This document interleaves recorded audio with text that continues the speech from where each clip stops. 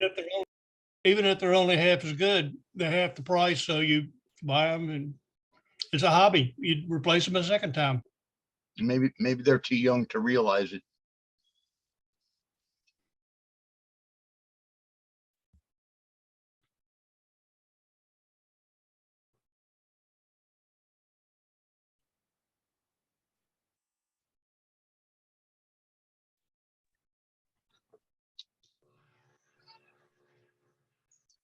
I went on that MG Net website I talked to you about, was it a week or so ago? And that's a horrible site. I was hoping to catch your email and nothing. I couldn't figure out anything in that website.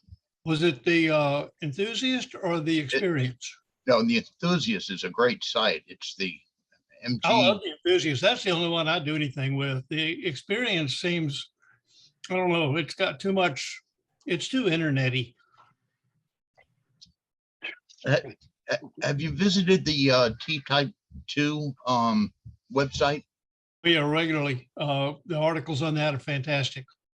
Yeah, I get the magazine too. Pictures are fantastic.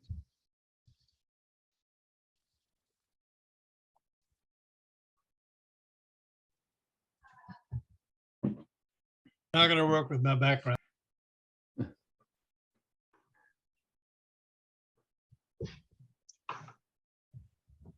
Hey, your video is a little funky. I'm looking right through you at your MGA. I've got a real cheap computer and it can't do this virtual background without Right. a big screen. I didn't think about it, and I've got a green shirt on. That's a hoot. That's a hoot. You disappear there, Judd. Good evening, John.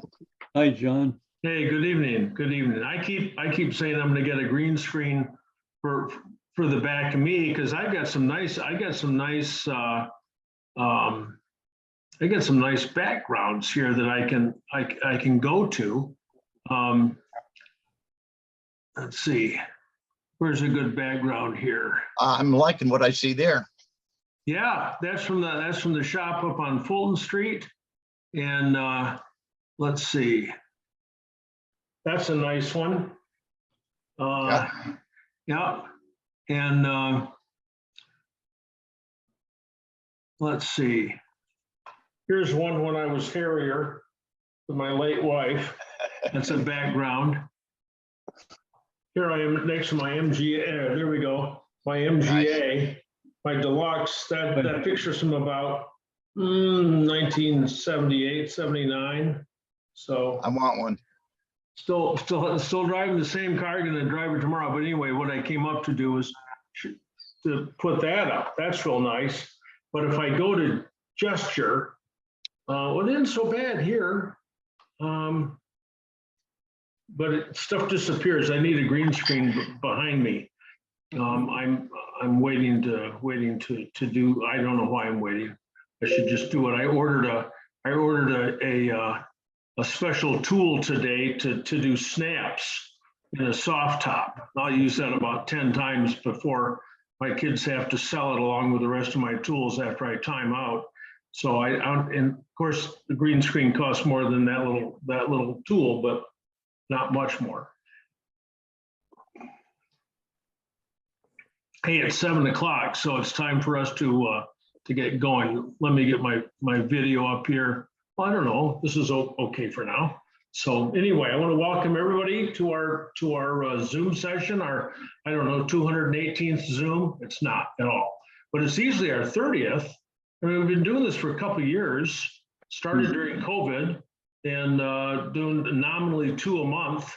I've done more than that because I do some extras for clubs and stuff, but 2 a month, that's 24 years. So this is easily our 30th one. I haven't counted it.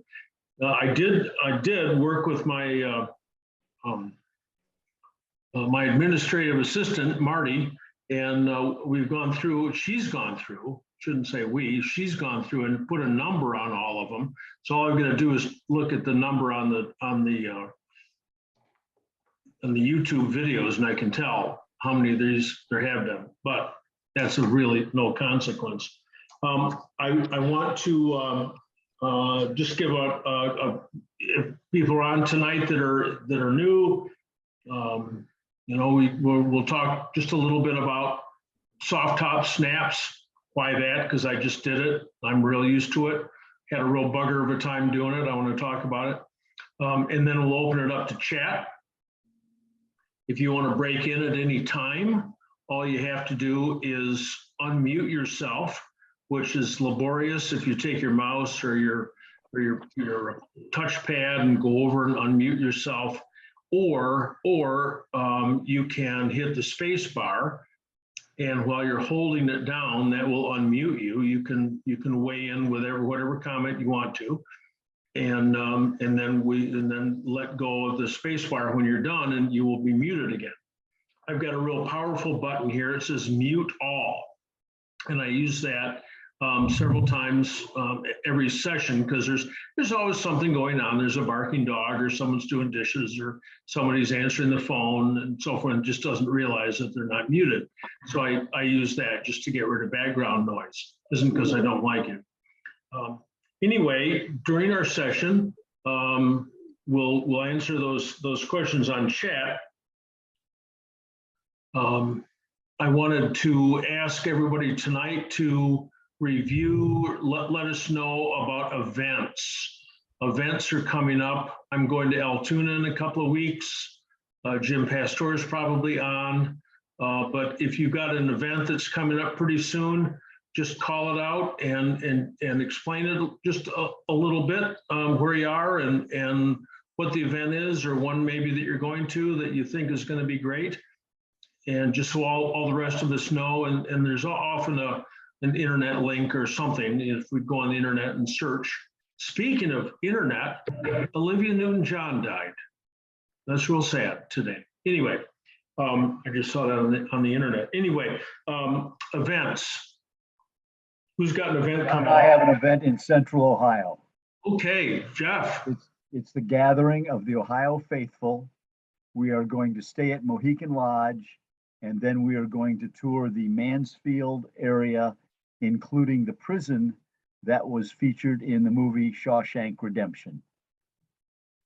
So if you search for ohiogof.com.org, something, you should be able to find it. The dates are August 24th to the 26th. That is during the week, because the rates are so much cheaper. And after the end of August, the museum is no longer open to tours. So it is during the week, but I see a lot of the people here look like they're close to retirement, and so they could retire a week or two early and join us. But that's Central Ohio. Thanks, Jeff. Thank you. Okay, What's up? I just got a phone with Mike.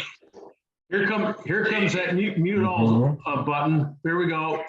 Okay, so anyway, somebody else break in now and tell us about an event that you're going to. Bob and Gloria, you guys are always driving someplace. What's going on with you guys? Well, after Altoona, it's MG's on the Rocks, north of Baltimore, Rock State Park. That's what we're gonna do. Been Okay. going there for years. It's supposed to be the oldest gathering of MGs On the same on the weekend. same weekend in the same place, 43 years. So this is nice. It's in a nice setting, really nice setting. Okay, that's Baltimore. Yeah. Um, north of Baltimore. MG's on the Rocks. Hey, John, this is Judd. We got two coming up. We got two coming up down south, both in September. Well, actually, one of them may be in October. First one, the big one, is the Peachtree MG Register is holding its annual car show at Dillard, Georgia, up in the mountains. Beautiful location. The Dillard Inn, which is sort of historic, is full, but there are small hotels around. In fact, I was too late to even get a room at the Dillard Inn. But anyway, they're featuring the MGB for the, what is it, the 60th anniversary of the MGB or something like that. So I'll be taking my MGB to that.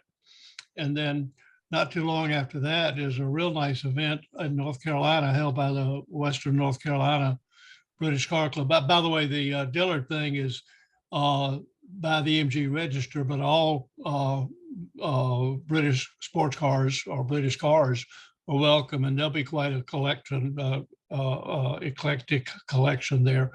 The Autumn in the Mountains, and you can look that up, just Autumn in the Mountains, is the Western North Carolina British Car Club.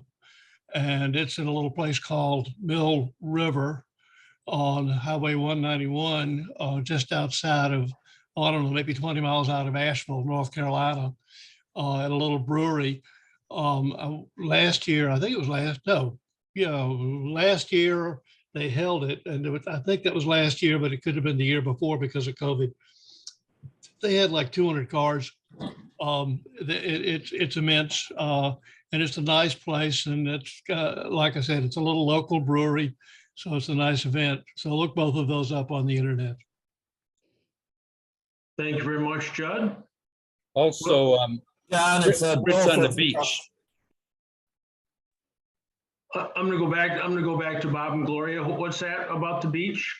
Brits on the beach in Ocean Grove, New Jersey. Nice little show. You gotta, Okay. we'd like to go there, but this year we'll be just getting back from vacation. Okay, So don't know if we'll be able to go there, but it's a nice show. A lot of interesting cars, and some Rolls Royces, some racing Jaguars, and somebody over there's got some money apparently, but we don't, but they do. But anyway, that's a nice show. And then there's also Woodstock, New York, where the Woodstock festival took place. Well, they have a foreign car show, and it's mostly British cars at Woodstock. It's a nice little show. Enjoyed it. okay. Hey, John, it's Bill from Chicago area. Yes, sir. We've got the British Car Fest on September 11th. It's the 35th annual British Car Fest over at Harper College. Okay, Harper College, British Car Fest. Sometimes there are vendors there. I know, Yeah. I went one year as a vendor. How many, you used to get 400 cars there, didn't you? There's still, at one time, there was upwards of 400 or 500. I think they're averaging right now in that 300 to 400, somewhere Yeah, in there. okay. Yeah, And yeah, that's everything from mini Mokes to Rolls Royces, just, The whole gamut, yep. yep, okay. But it's usually pretty heavily dominated by MGs, of course.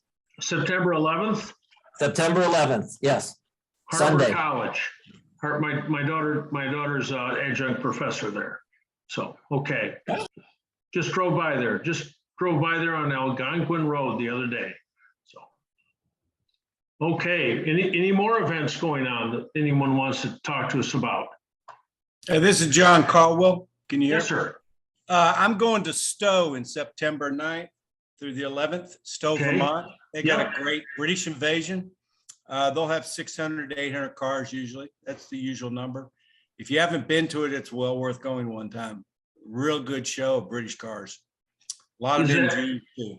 Is that the Triumph and MG take, or what, 3/4 of the field maybe? Probably, I'd say it's probably could be near half in MGs. They got Triumphs, Jaguars, anything British. It's anything Land Rovers. They'll have any British car, high end all the way to low end, and it's a spectacular show. It's spectacular. What's that's a pretty remote location. What do you do for hotels, or what's the scoop? There's hotel. It's a big ski resort, so there's hotel ski resorts everywhere. Okay, In that downtown, they'll have on Friday night, they'll have a big, they shut down the highway and the road, and they have a big dance party, and they park their cars on the street during that Friday night before the show. And it's quite a spectacular thing. Everybody's having a good brew and good places to eat around there. And the weather's nice because it's up in Stowe, Vermont. okay, thank you very much. Yeah. Anybody else got anything going on? John, Tony. we just got a flyer at the Dayton Car Show for a show, British show, September 11th, 2022. in Fairfield, Ohio, Fairfield Ohio. It's open to all British cars. And it's for the, I'm not sure what this is, Aubrey Rose Foundation, a fundraiser. And you can contact the British Car Club of Greater Cincinnati. They would have more information. I just have a flyer for it. Right now, I'm working on somebody to go with me, one of my daughters, I hope. So hopefully we'll make it down there. If Okay, anybody else knows anything about it, let us know. John? yes, Yeah, Dennis Tiernan, I'm with the New Jersey Triumph Club, yes. and we're doing a show a week before that Brits on the Beach. It's in Randolph, New Jersey, and it's in Veterans Park. It's a nice venue, and it's on the 10th of September. It's called Fall Fest. It's in a Veterans Park, which is only a couple of years old, so it's that's going to be a nice show too. And everybody's welcome, all British cars. And you're gonna find that if you go on to New Jersey Triumph Club or something? or- Yeah, if you go on the New Jersey Triumph Association website, it'll be on there. Okay, Yeah, and there's an application and everything on there. So, great. all right, Great. thanks, Jeff. Anybody else? Midwest? Haven't got anybody. Okay, so now I'm gonna hit mute all just to get everybody back offline again. And I want to talk about the British Sports Car Hall of Fame just a little bit. I put a link in there. The Hall of Fame is accepting nominees for 2023. And they've gone through a lot of people. The first year, there were a lot of people who had expired, and in that first class, some of those people have passed away. But there's a lot of younger people, it depends on your point of view, who certainly have been very important in the world of British cars, whether it's organizing meets or running clubs or being a newsletter editor or something. So if you've got someone that you think of, you go, they really deserve, to be honored for their engagement with the hobby and stick-to-itiveness and so forth. Please go on that British Sports Car Hall of Fame site and enter someone's name, and that'll start the ball rolling. So anyway, that's my comments about that. I want to talk tonight just briefly about lift the dot studs of all things. I mean, why aren't we talking about carburetors? That's what everybody wants to talk about. But I spent last week putting 8 lift the dot studs on the back of an MGB. And to do that, of course, you got to take the soft top off. If you got stowaway bows, you don't have to take the soft top off. You just got to take the brackets on the side off. Those brackets are also underneath the knee action top and the Michelotti top too. And then you got to take the side panels off, but that's pretty easy. That just comes off with screws. And then you can reach 3 of the lift the dots and get inside the fender so you can spin the nut off.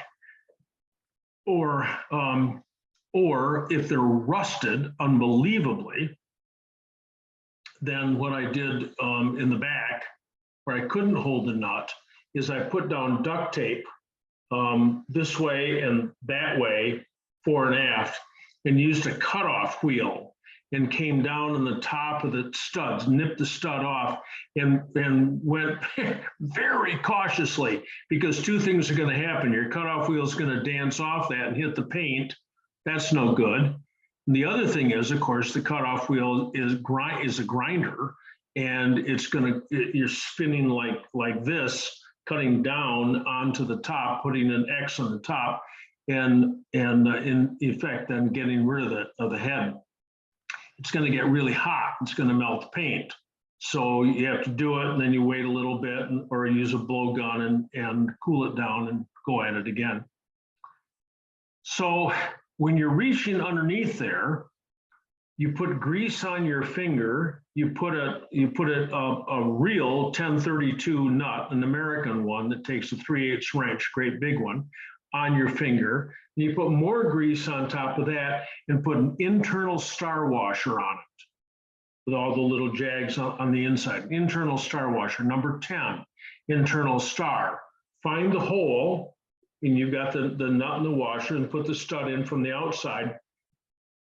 And that star washer will keep the nut from spinning, and you'll be able to tighten up the stud from the outside. Now, the picture that I had on the email that went out on Constant Contact showed little black nylon washers underneath the Lift-A-Dot studs.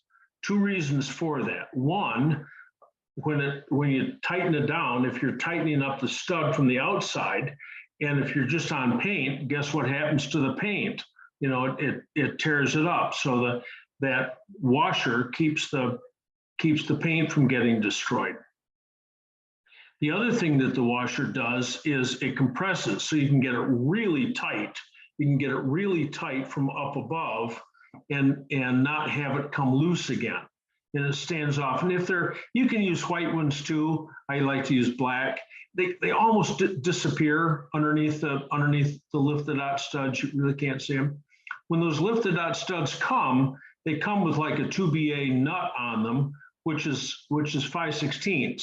That's just too small. You want to use just a normal 1032 nut underneath there. And the reason you put the grease on your finger is so that you can stack the nut and the washer on there and just put it up underneath, and it'll stay on your finger while you're tightening up the stud from the outside. Now, the two rear ones, which is what I really want to talk about.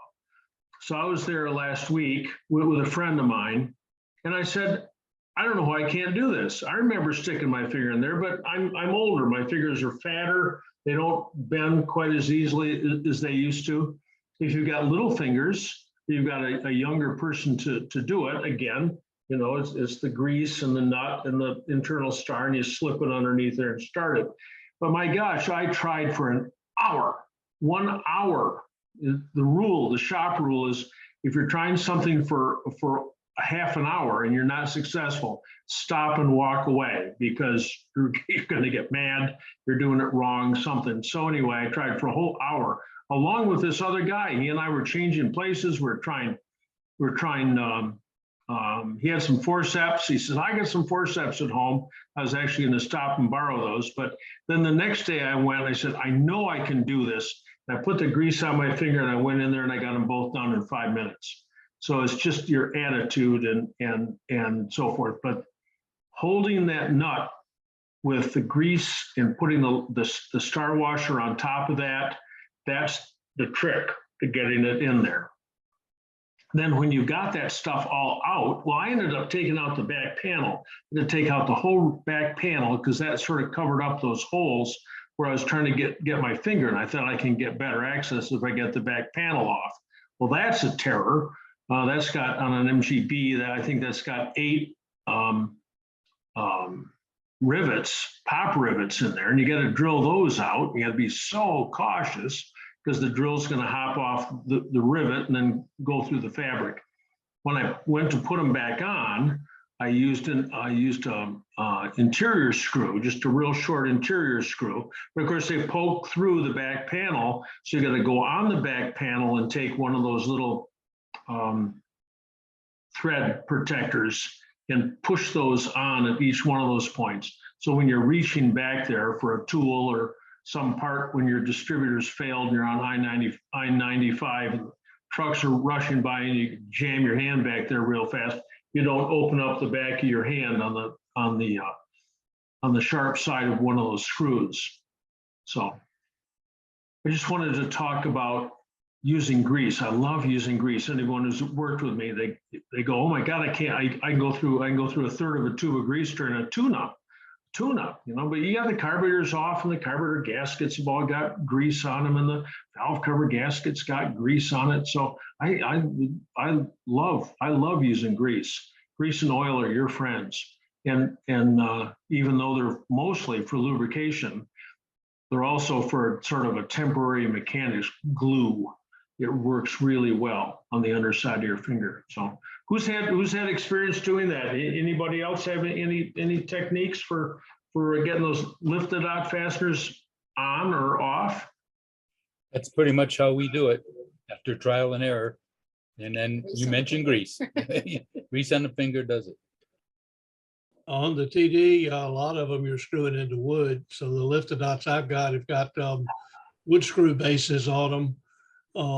And you have to be careful, and you have to either find the original hole or fill the hole or put a new piece of timber in or whatever.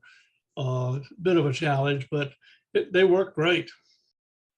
Have you got the super duper ridiculously expensive tool to stamp the female part of the lifted dot that goes on the fabric and closes it and makes the little pattern of holes to stick the pins through, etc.? Yes, I don't anymore. That went with my shop off to Forest at Rusty Moose Garage, but yes, we had one, absolutely. Yeah, that you can do anything by hand with an X-Acto blade, but that thing just makes it so nice. John, I just went through a process where one of the stud tops had broken off. So it was a dickens of a time trying to figure out how to hold the thing on the top of the car and get the nut off from inside. I managed to do that. I used a piece of black electrical tape, which I wrapped around my finger with the sticky side out, and put the nut on that and then held it up to the hole. Okay. So that's what I did. I do have a question though. I couldn't tell what was there before. From your description, it doesn't sound like I needed to put a big fender washer under there or anything like that. No, Okay. it's all that was on there was a helical lock washer, a little tiny helical lock washer, and a 2BA nut. Okay. But the advantage of using the star washer is that you don't have to hold the nut. Once it's even slightly snug, you don't have to hold it anymore. Just turn it from the top and that nut will not spin because of that internal star washer. That would have been a heck of a lot easier than what I did. Thank you. Okay, that star washer is also handy in another really unusual spot, and that's putting master cylinders into the master cylinder box.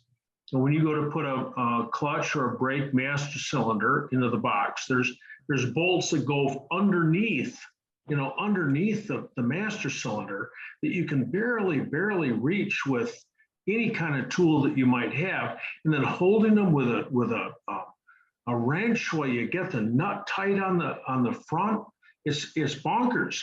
But if you just put that star washer on there and slip it through, you can even hold it in place with grease, and put the normal lock washer and the nut on the front, tighten it up. You do not have to hold that nut. You don't have to hold the bolt on the backside.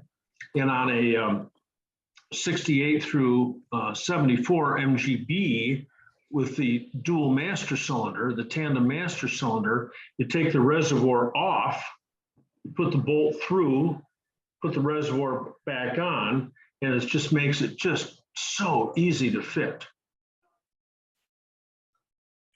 John, yeah, that's a good tip on the master. I've done the lifted dots and the studs like several times, and I did learn two things here from you tonight. So, yeah, that's one of my least favorite jobs on MG. I mean, there's a few, but that's right there in the top 6. It does take time. That is for such little tiny things, but oh my gosh, there's no substitute for new male lifted dots. Oh my gosh. You can fight trying to get a brand new top onto those old crunched lifted dots, but the new ones are so pointy, just snap and it's done. So it's really nice. John, is the only access to them through that little side cutout and then through the back panel to get the back ones? Yes. That's the only way to get to them. So, okay. Yeah, So you can't come from the trunk, from the boot, and there's no other way. So it's a slot that's about that tall, and about that long, and you can, it's just big enough to put, you know, your index finger through. Of course, it depends on who you are. You know, I all the time I talk about last summer, maybe I was getting my daughter's car done, and Phil Ryan and I are both underneath the car trying to start these coarse thread bolts on the overdrive for the gearbox mount. And I think together we used every naughty word we could ever imagine and combinations thereof. And then without success. And then the next day I was down underneath there for I swear, the better part of an hour, you know, and I'm holding the bolt with a screwdriver and trying to turn it with another screwdriver. And I'm just cursing up a storm. And my daughter said, "What are you trying to do?" I said, "I'm trying to get this bolt in." She goes, "Well, here, I'll do it." I said, "Well, you can't do it. You're a girl, you know." And she got down there, little tiny fingers, zip, zip, zip. Got it right, started instantly. So anyway, it's the size of your hand has something. Long, thin fingers are an advantage here. Or better. Time to recruit a neighborhood kid. Yep, yep. So anyway, so those are my comments on soft tops. The Michelotti top, of course, has got the flap in the back that's supposed to be glued. And if you glue it correctly, and that is to cover the inside of the top with newspaper, fabric, something or other, top and bottom. So when you squirt the 08088 or 08090 glue on it, it doesn't get on the inside of the top and doesn't get on the clear window. Plus, you want to cover up that rear window because it's so backlit you can't see where you're spraying the glue. You have a light inside the car. Anyway, you get that, and then bring the bottom flap up, and once that's all nice and secure, spray that again, and then bring the top flap in and put that underneath. Follow the instructions on the glue, which is to spray it on and wait for several minutes for it to get real tacky. And then the top will fold like it's supposed to fold. I took off those straps, you know, the straps that hold the top with a push button, with the snaps on them. And I thought, you know, if there's any place in the car where Velcro would be handy, it would be there. And I almost substituted some wide Velcro, but then I thought, nah, I'm Mr. Original. I don't like to see that. So customer car. So I put the snaps back in. But if you've got the top, not a cloth top, you can't get those straps around a cloth top, but just a normal vinyl top, and it's glued and it's folded correctly, you can get those snaps around it. And then when you put the tonneau bars on and the half tonneau on, it makes it look really nice and sharp, nice and flat back there. So anyway, so the trick here is using those internal stars. Those internal stars don't let a nut or a bolt, whatever they're up against, turn. And it makes fitting stuff just so much easier when you're dealing with something which is relatively blind.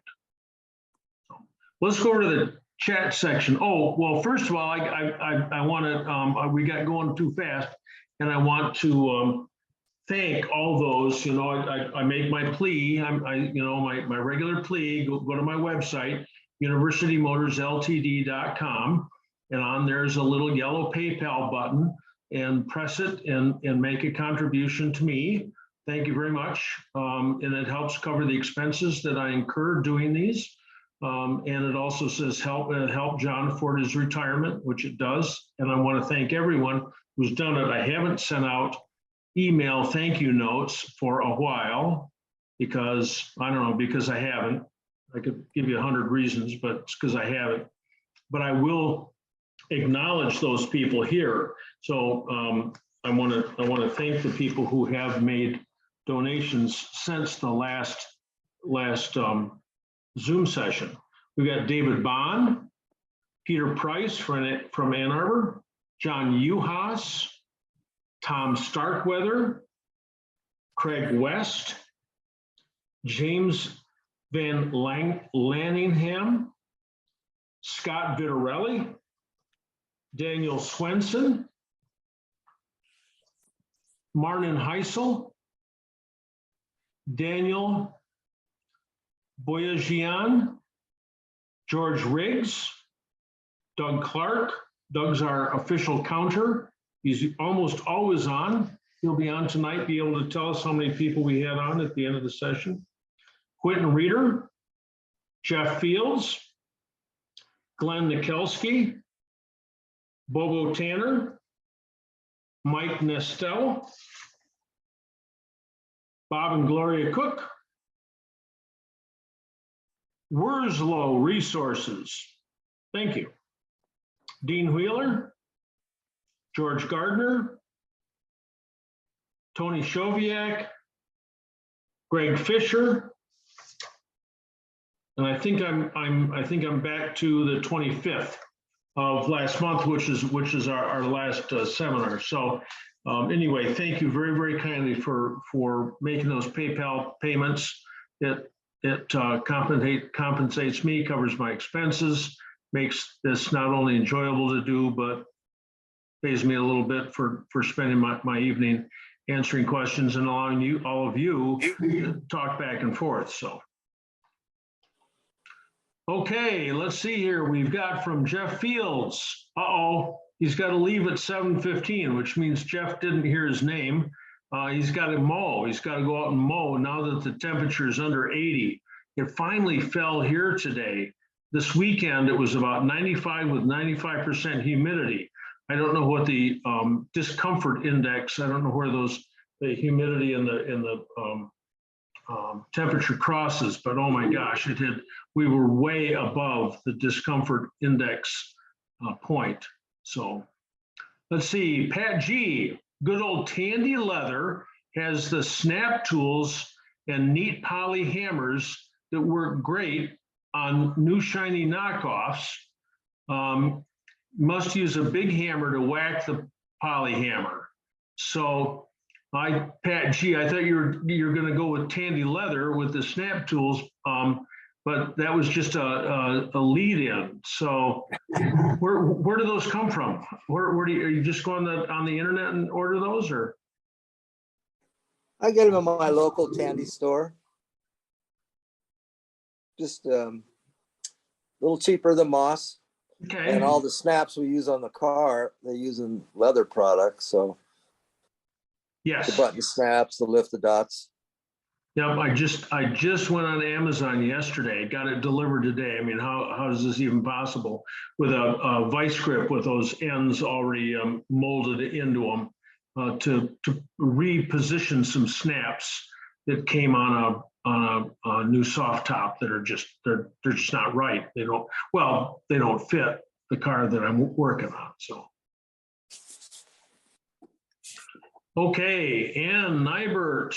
Hello, John. We have a 73 MGB with about 150,000 miles with the original, just a minute here, with the original wiring harness.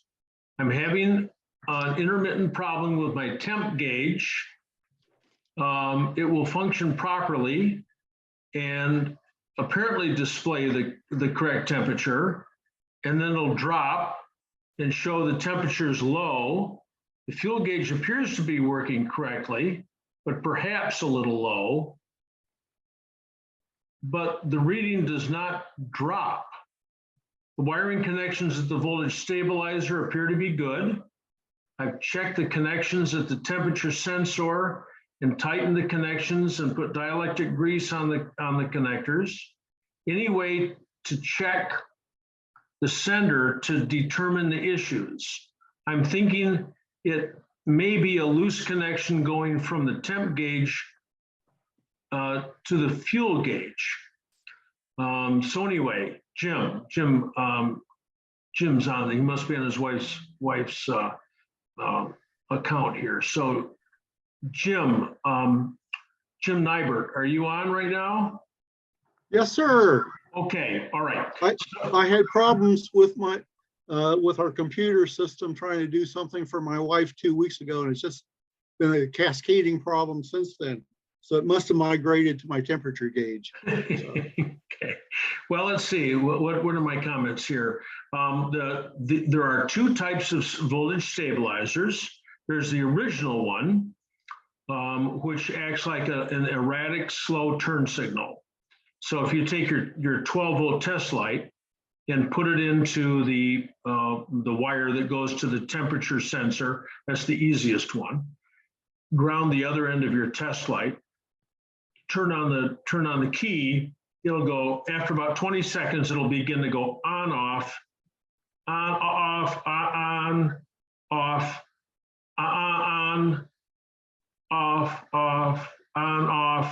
like that. I mean, it isn't a regular click, click, like a turn signal. I mean, it just comes on and off. And those, it's a little device that gives you 10 volts over a period of time. If you average the voltage, it's either car voltage or no voltage. So it's bouncing between the two, but over a period of time, it averages out at 10 volts. So we've got compensated gauges in the car. The earlier cars, the very earliest MGBs and the MGAs, the fuel gauges swing. You're sitting at a light and the gasoline sloshing around and the fuel gauges moving around and so forth. So they came up with these compensated gauges and they wanted to make them accurate, starting in about 1964. So there's that voltage stabilizer in there. So the gauges work very slowly. The new stabilizers, which look exactly the same as the old ones, in size, they've got a pair of male spades and a pair of female spades on them. So you can't get the connectors mixed up. It's got a Zener diode in it and it puts out just straight 10 volts. That's just what it does. So you can check the stabilizer to make sure the stabilizer is working. It has to be grounded, but it has to wink. If it doesn't wink, you've got to put a voltmeter on it to see if it's 10 volts. And you have to do that behind the gauge, the light green, the green wire that feeds the fuel and the temp gauge. So the gauges are just voltmeters. Then on the other side of either gauge, you got the green to black that goes back to the fuel sending unit. And that I just read, where did I just read those figures? There's pretty low. It goes from like 8 to 150, 160 ohms, something like that, I think, back there. And all kinds of stuff goes wrong with the gauges. First of all, if you change the gauge, it isn't right because it's made someplace else than the original gauge. And the other thing that can happen is that the float can cease being a float and become a sink. That's the humor that I'm wearing my Glenn's MG t-shirt today. Well, I was until I disappeared. So anyway, Glenn from Glenn's MG service. So anyway, he calls a saturated float a sink. So sometimes the float gets a little gasoline in it or gets a lot of gasoline in it, and then it actually sinks and it doesn't read at all. The new temperature sending units, I think I'm still correct in saying that they are not correct. In other words, they don't give you the right number of ohms so that the gauge always seems to read a little hot.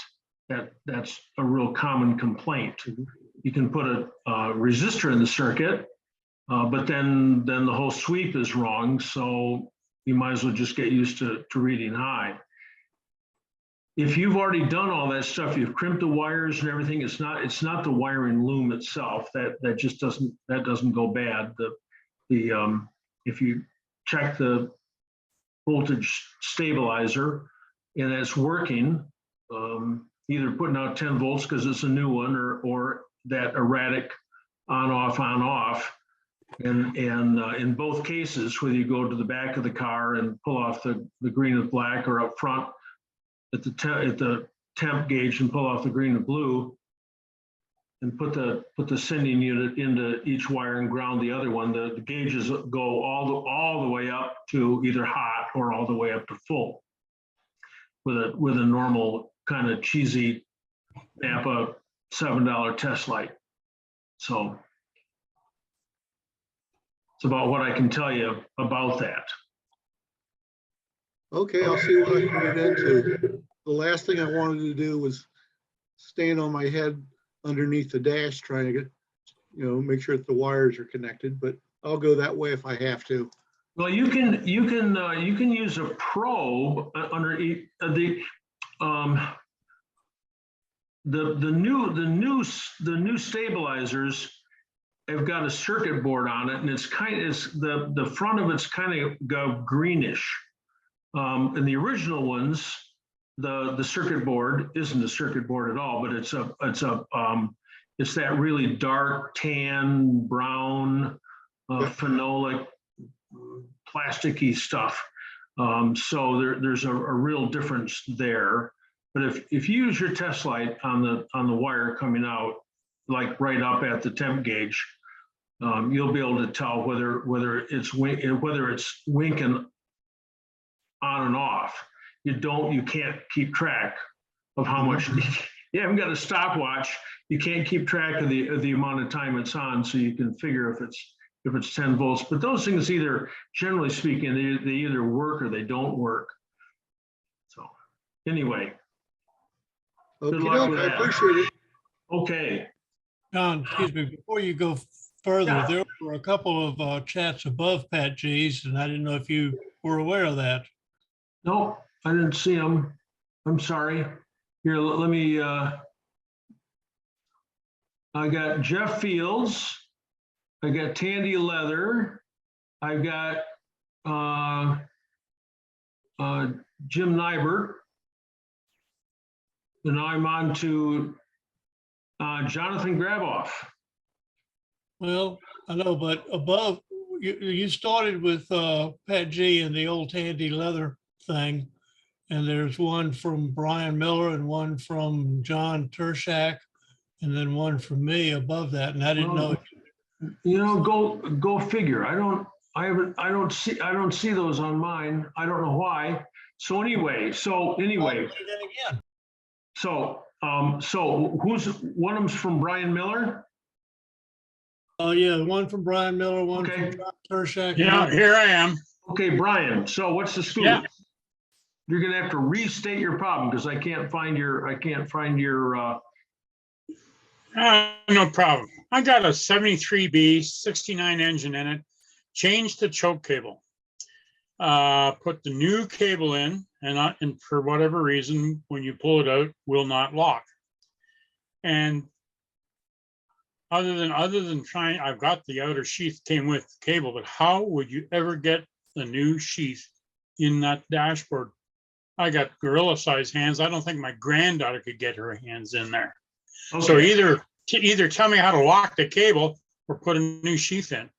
Okay, so the poor man's solution is to carry 3 or 4 old-fashioned squeeze type clothespins. You pull it out and you put the 2 or 3 clothespins on it and it holds it out, right? I mean, hey, that's the poor man's solution, right? So to get up in there and change the cable, and remember that the cables, for a while, the major supplier was being in turn supplied by cables which locked, I don't know, 10, 20, 30 times and then would cease locking, which you'd only discover, after you installed the new one. So to get into a 73B, right underneath the choke cable is the heater control. So look on the outside, of the heater knob, find the detent or the hole in there, put it all or a dentist tool in there, pull the knob off, use a deep 5/8 socket, get the nut off the heater control, pull the heater control out from the back side of the dash and let it just dangle. I'm gonna get rid of this. I can't, just a minute here. Share screen, just a minute here. No, I don't want to share screen. What I want to do, just a minute. I got to go to a blank screen behind me.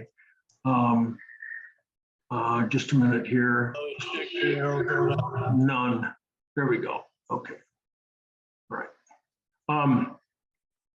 So anyway, let that heater control dangle.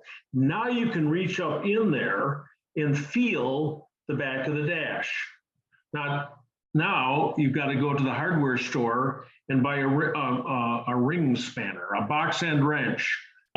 Mechanics quality, your choice, $1.95.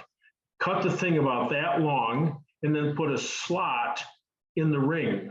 So you Like a flare nut wrench. Yeah, exactly. Exactly. It's got to be real short. And then you can get up there and undo the nut. Once you get the nut off, then you can take the cable out and pull the whole thing out through the dash. The new cable that you buy has a nut that's about twice as thick as a piece of notebook paper. So they're horrible. So go to the hardware store and find a nut that'll match. It's usually a half 20, 7/16, 20, that'll fit onto there. So it's a nice thick nut. And then feed your cable through the nut, bring the nut up on, use the old star washer that's behind there and tighten it up by hand. And then you can actually get the wrench on it and tighten it up. The cable doesn't like a real tight 90, of course. So you've got to push it when you're putting it in. You got to push it behind the wiring loom. There's a wiring loom back there. Push it behind that, drop it down, just tedious. And then bring it down underneath the dash and put it out through that hole just to the upper left of the brake pedal. So anyway, that's how you do it. Well, what I did is my cheap out thing is I cut a piece of neoprene hose and put a slot in it and made it just long enough for the cable to come off the position where it enriches the jets and just for fast idle. And it works just great. And the engine is warm by the time I get up to my laneway, and I just take the neoprene hose off and away I go. But I just thought you might have had a magical trick. No, when you put the new cable in, of course, it's counterintuitive. You're pulling the cable, but the inner cable doesn't move. It's the outer cable that moves. It's like, wait, what's going on here? So that inner cable, you'll put a 90-degree bend in it. You got HIF carburetors on that because it's a 73 or you got this? No, it's a 69 engine. It's got HS4s. Okay, good. Anyway, put a 90-degree bend in the inner cable and then rotate it anti-clockwise, like 3 full turns before you lock down the turning and screw, so that the knob wants to lock. It wants to lock. Now, I get it. Yeah. Whether it locks or not, I don't know, but it's a whole lot better than having it wanting to unlock all the time or even staying neutral. So, and then if you do that first, or at least do that, because if you're using a T-handle, there's no point ever in using a ball or just a round handle. Yeah, no, it's the T-handle. Yeah. If you put a load on it, then of course the T-handles doesn't sit in the car horizontally. It's kicked clockwise. Yeah. And so when you tighten up that nut on the back, you're holding the whole thing anti-clockwise so that when you load it, it comes back to horizontal. So it looks nice. Well, I can put up with a little bit of ugliness, but the neoprene tube works. It's a full. The nice thing about the clothespins is you got 3 positions, right, with 3 clothespins. But you could carry 2 pieces of hose, I guess. Well, so, when I cut the neoprene hose it just turned out that it's the perfect length. So I'm just going to go with that. Hey, okay. All right. Thanks. You're very welcome. Judd, who was the other guy that I missed here? John Turshak had a question about his lower jet bearing on his H4. Okay, John Turshak. Jeff, John, I do a lot of research on the SUs. I read everything I can. And I came across an article, I don't know if you can see it or not. And they're talking about the shims for the lower bearing that you're supposed to put in extra ones so they come slightly above the end. I don't know if you can read it or not. I Have you ever come across that? Sometimes when you rebuild the carburetor, it ends up being, you can't get it lean enough.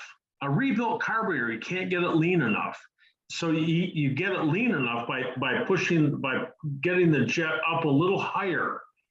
And I know in the past, I've taken the top of the bottom jet bearing and the bottom of the upper jet bearing and surfaced them, so that they, you take just a little bit of meat off them, so that the whole thing sits up in the carburetor body just a little bit higher.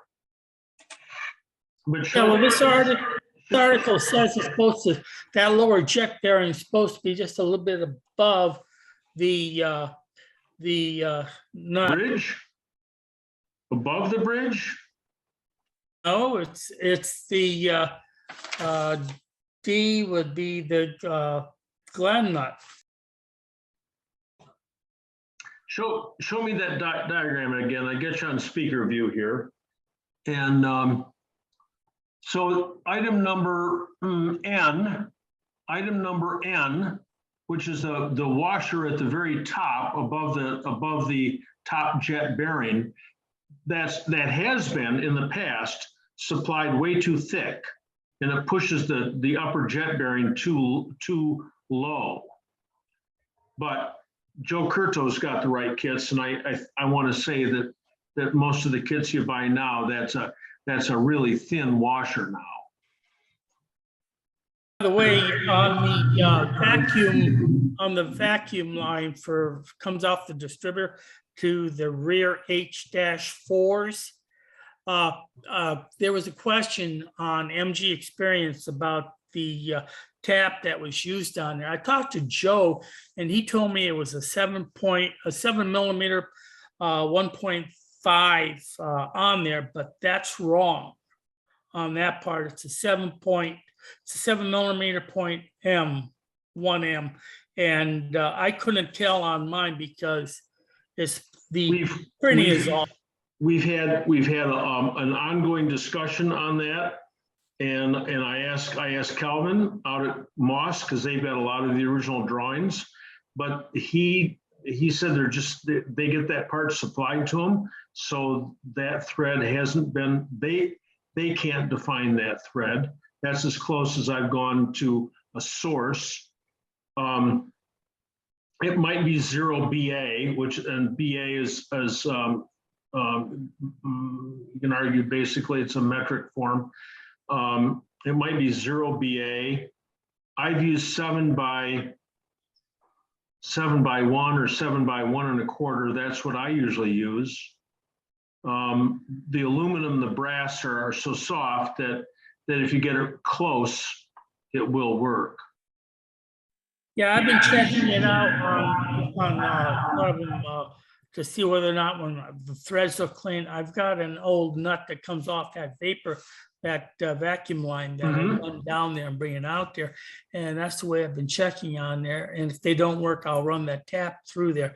But I try not to use that tap because I'm not sure. Understand. I'm just blank right now. I've had this discussion. If you call me tomorrow, I'll be able to call up. My poor little pea brain here is churning, and I can't get there from here. But I've got some more information, which if you call me tomorrow, I may be able to have remembered it by then. So, okay. Thank you, John. Hey, you're very welcome. All right, Judd, was there anybody else I missed there, Judd? Me. You, I'm gonna skip over that. Okay, I would. what's up?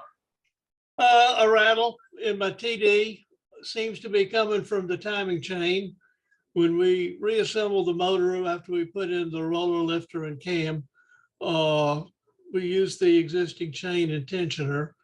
The rattle is most severe immediately on startup, and as soon as oil pressure comes up, maybe 1.5, 2 seconds, it lessens, but it doesn't go completely away. I've been reading about chain tensioners, and I thought that they were tensioned by oil pressure, but apparently they're tensioned by just spring. And I'm going to be taking it apart to see if I can figure out what's going on. Any thoughts or recommendations on what I should be looking for? And I think, put a new chain and tensioner in, because I won't be able to tell whether the old one's any good or not. I think that's hydraulic. I know there's a spring there that pushes it up against the chain for sure, but but that's a little tiny, it's like a 3/64 hole or something in the back of that housing in Woody Wood's How to Rebuild Your X-Fag Engine. He's real adamant that you make sure that that's open. So if you opened it a little more, you wouldn't have any prohibition to getting the oil in there. That oil is not under pressure. Just a minute. How does that get down there? How does that oil get into that? Is it That's just gonna be lubrication. in that galley? Yeah, that's just lubrication for the spring it? and moving parts. That's not pressure. Okay. That's what I've been hearing, is that that there was a misconception that it was pressure, but it's got a little bitty hole going in and a pretty good sized hole coming out, and it just throws oil on the chain. Okay. Yeah. Okay. All right. That's what I've heard. I don't know. It's the spring tension that's going to provide the tension against the chain.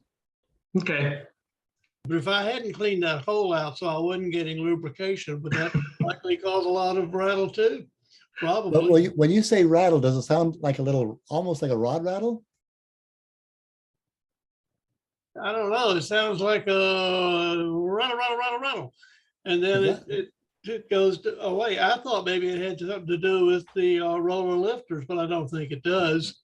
Last time I had something like that, it was on an MGB engine. It turned out to be the lifters on the camshaft. This doesn't sound like that's what it is. It sounds, well, I don't know. I'm a little scared to drive it, but I'm gonna, before I pull the chain cover off, go in with the stethoscope and make sure that it is in fact coming from where I think it's coming from. I don't, if it's coming from the whole length of the motor, then that's the tappets or the lifters.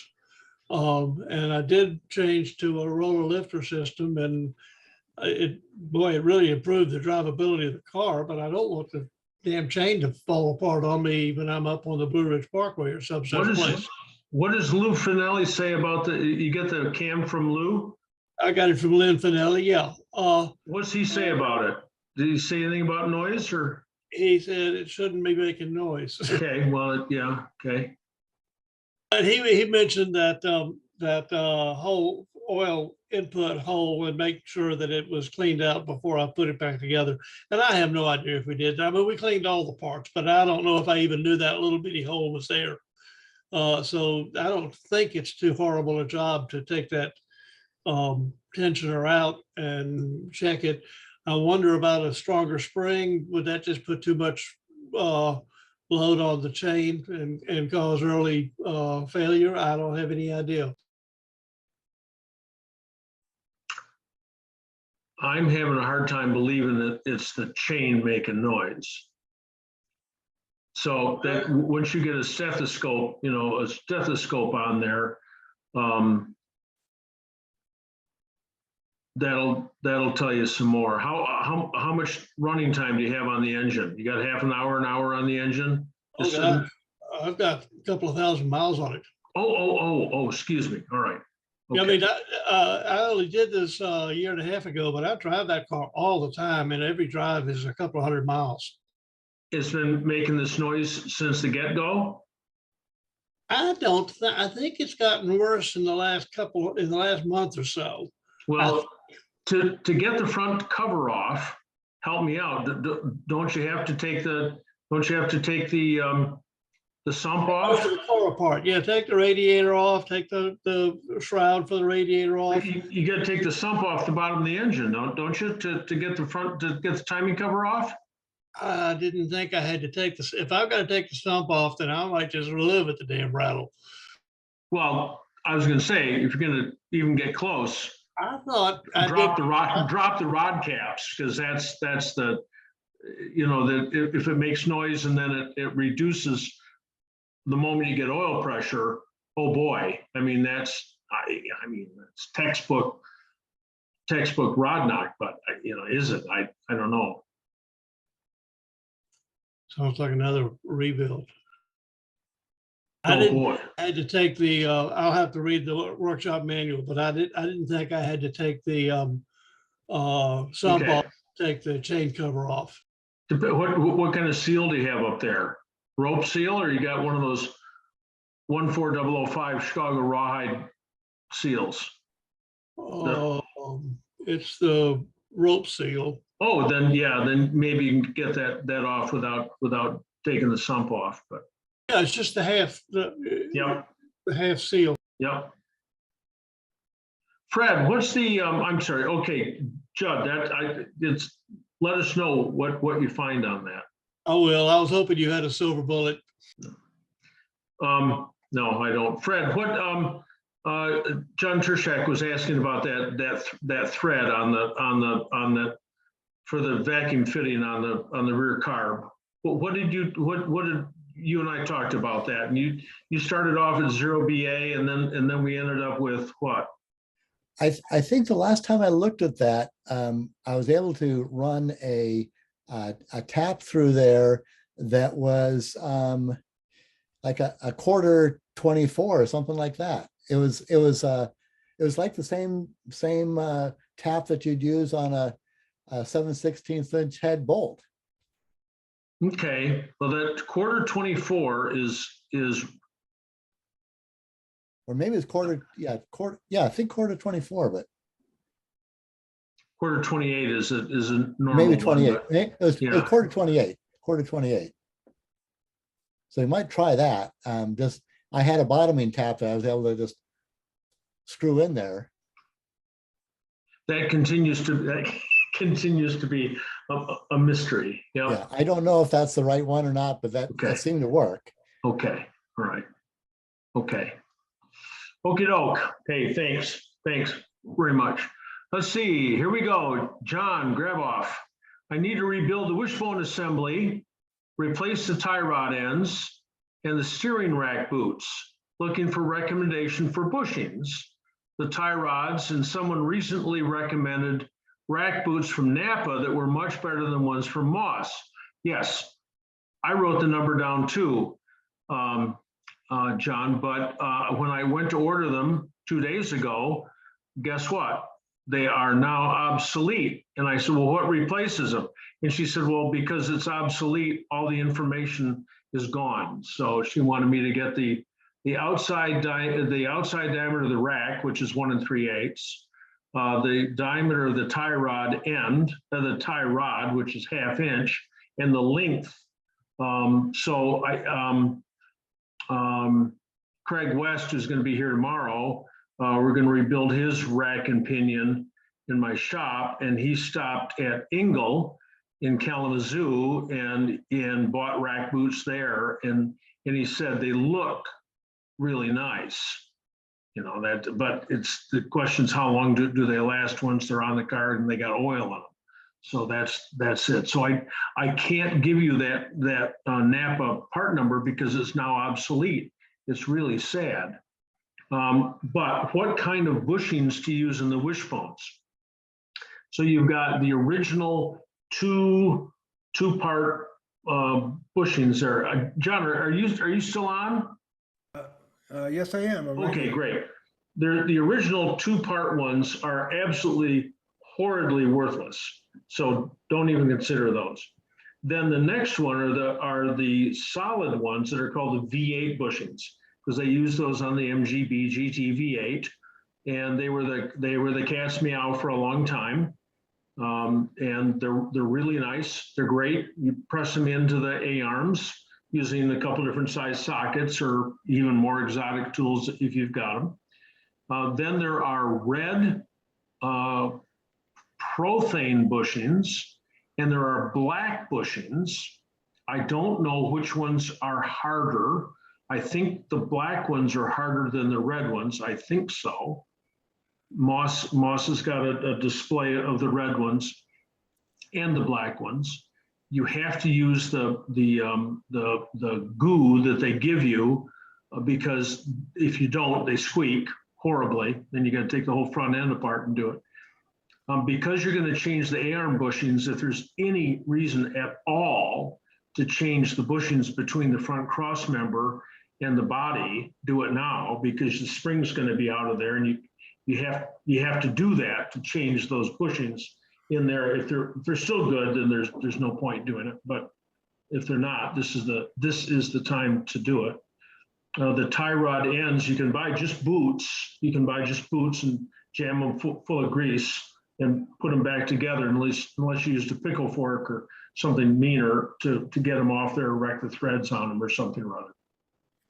Yeah, because I seem to see somewhere that it was really crucial to get really good bushings for those fittings, or the cheap ones disintegrate pretty quickly. So I thought I was going to ask if anybody has specific recommendation. I like the red ones. Okay. I use the red ones, but the V8 bushings, I use those for a long time. Oh, by the way, I did forget to mention in my original post, it's for a 68 GT. MGB Yeah. GT. Yeah. So those V8 bushings work all the way back through from a TD through a 1980 MGB. Okay. So the V8 bushings are nice. It's the harder the bushings you get, the more road you feel. I mean, why not put needle bearings in there? Because then you'd feel every tiny little bump in the road. So I don't know. I don't know. I've never, driven a distance and then changed the bushings, and driven that same distance and changed the bushings. I've never done anything as exotic as a test like that. So I can't tell you which ones, but the V8 bushings are great, and I know the red ones are great. I've used both of those. Okay, good. And tie rod ends? Any ones from Moss? I think the tie rod ends are fine. Some of the parts, we can argue about the quality of some of the parts, but anything that has to do with steering or brakes, they're safe and they're good quality. So. Okay. Oh, and by the way, I wanted to mention that my poor man's solution for the choke cable that doesn't lock is a pair of mini vice grips. Okay. Everyone's got their own. Yeah, that's got an infinite number of positions in it until you get down to something smaller than the width of the vice grips. Okay. Well, I find that when you get to that point, it's good to go. So that seems to work pretty good, by the way. Okay. That's very cool. You only need one of them. Thank you. Very, very cool. Thanks. Let's see, Andrew Sloman. I'd really like to get John's information on the camshafts. So if you already emailed me, Andrew, and I didn't send you the list, I'm publicly embarrassed. So I will send you the list if you send me an email tonight. I'll get that list to you right now. But it hasn't got the cams. It hasn't got the crane. Who did we have on a couple weeks ago? The engine builder.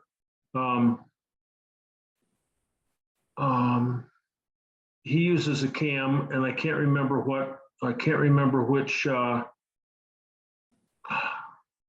which cams he used, but those are not on my list. But there are like 50 cams on that list. So they're all they're all organized in. Okay.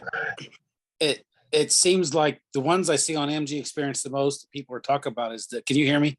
Yes.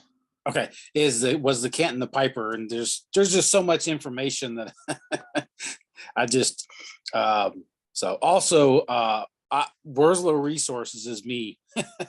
I didn't even realize that my PayPal was still set up that way. Okay, all right. Okay, Andrew, thank you. You know, the XO of the MG Car Club in England, his name is Sloman. Yeah, my grandfather came down from Canada, but his parents came over from England. So Sloman is English. So okay, that might even be a distant relation. Who knows? Okay. But yeah. So the cam that the two that are made by APT, the VP10 and the VP11, those are both really nice cams. You know, and again, it depends on what kind of driving you're going to do. If you're mostly around town, the VP10 is just great. It's real close to the original one. I've got a VP12 in mine, and that's like that's so aggressive that Forrest Johnson had it in his MGA and took it out. He didn't like it. And I've been able to dial it in because I love to drive really, really fast. And I can do 90 in my MGA. And I'm waiting to go 100. I won't do that to the club meeting tomorrow night, because I'll have a passenger with me. But it just, and it's got all kinds of power. But it's at higher speed. You know, I mean, and if you're not.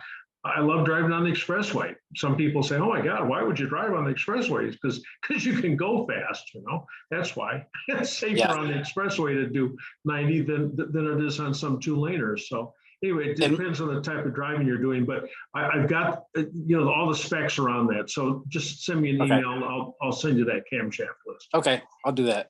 Okay. Thank you. Thank you. Okay, Martin Heisel. John, I was hoping for a quick follow-up question to our discussion last week about the idle speed on my MGB. Your advice was excellent and I got it running, but I just wanted to double check the location of the fine idle setting. So are you on, Martin? I am.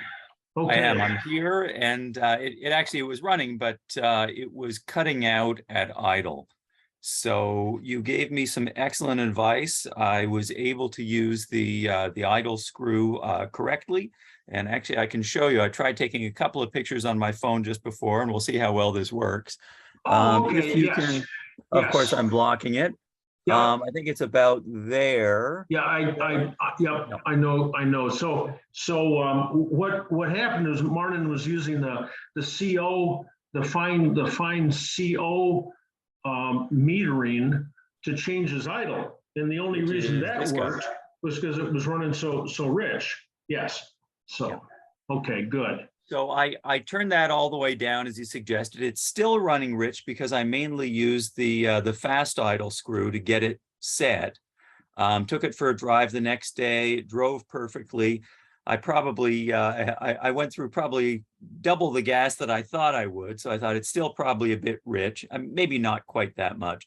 So I figure I'll turn it down a little bit, but I just wanted to check that this little yellow thing here is actually the fine idle screw. No, is that right? That's nothing. That's a breather. That is absolutely nothing. The little brass thing is just a breather for the top of the automatic choke. Got it.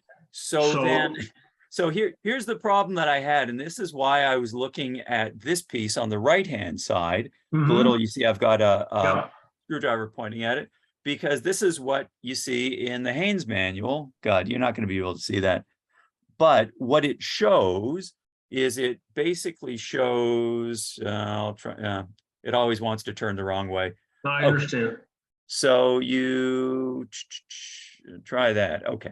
So if you look where it shows number 1 in that little diagram, that's what I've been adjusting. And of course, the piece you said just leave alone is that one up there.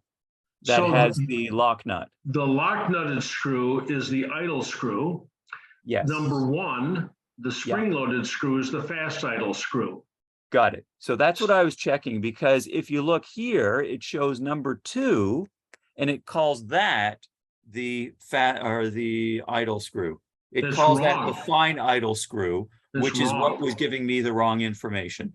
So it is this little one then. So I've got, so the fast idle I've been adjusting. And so I need to now adjust this for the fine idle, correct? Yes, you adjust the spring-loaded screw so that you're idling about 1,500 RPM when you start the car up. Yeah. Then over the next 3 minutes or so, when you're revving it up, and the cam comes all the way off, and the thing settles down to whatever speed it's running, then you adjust the lock nutted screw so it's running around 800 RPM. Lock that in, and then make all future adjustments off the spring-loaded screw. And that'll change your fast idle from 1,500 to 1,550 or 1,500 to 1,450, and what difference does that make? But it's a couple of step process there.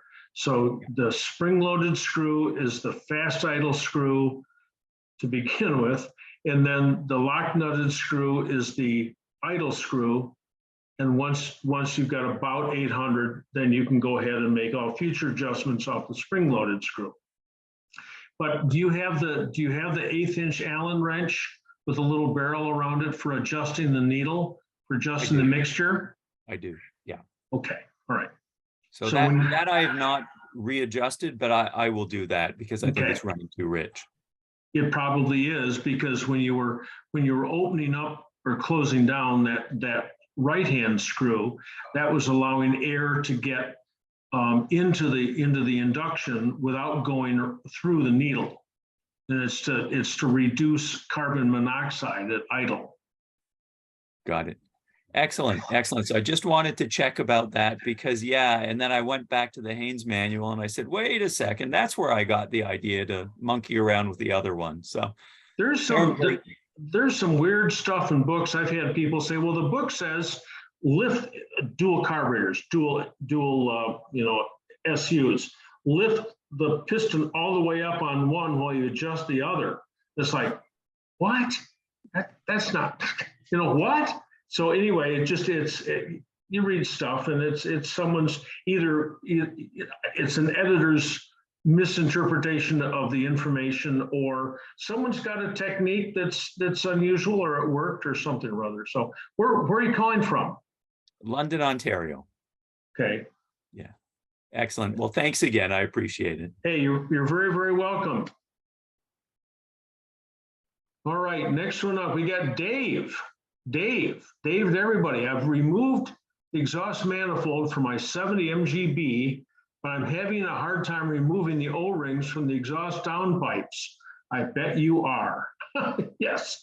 Any hints on how to get them off? Oh my gosh, Dave, are you still on? Yes, I'm here.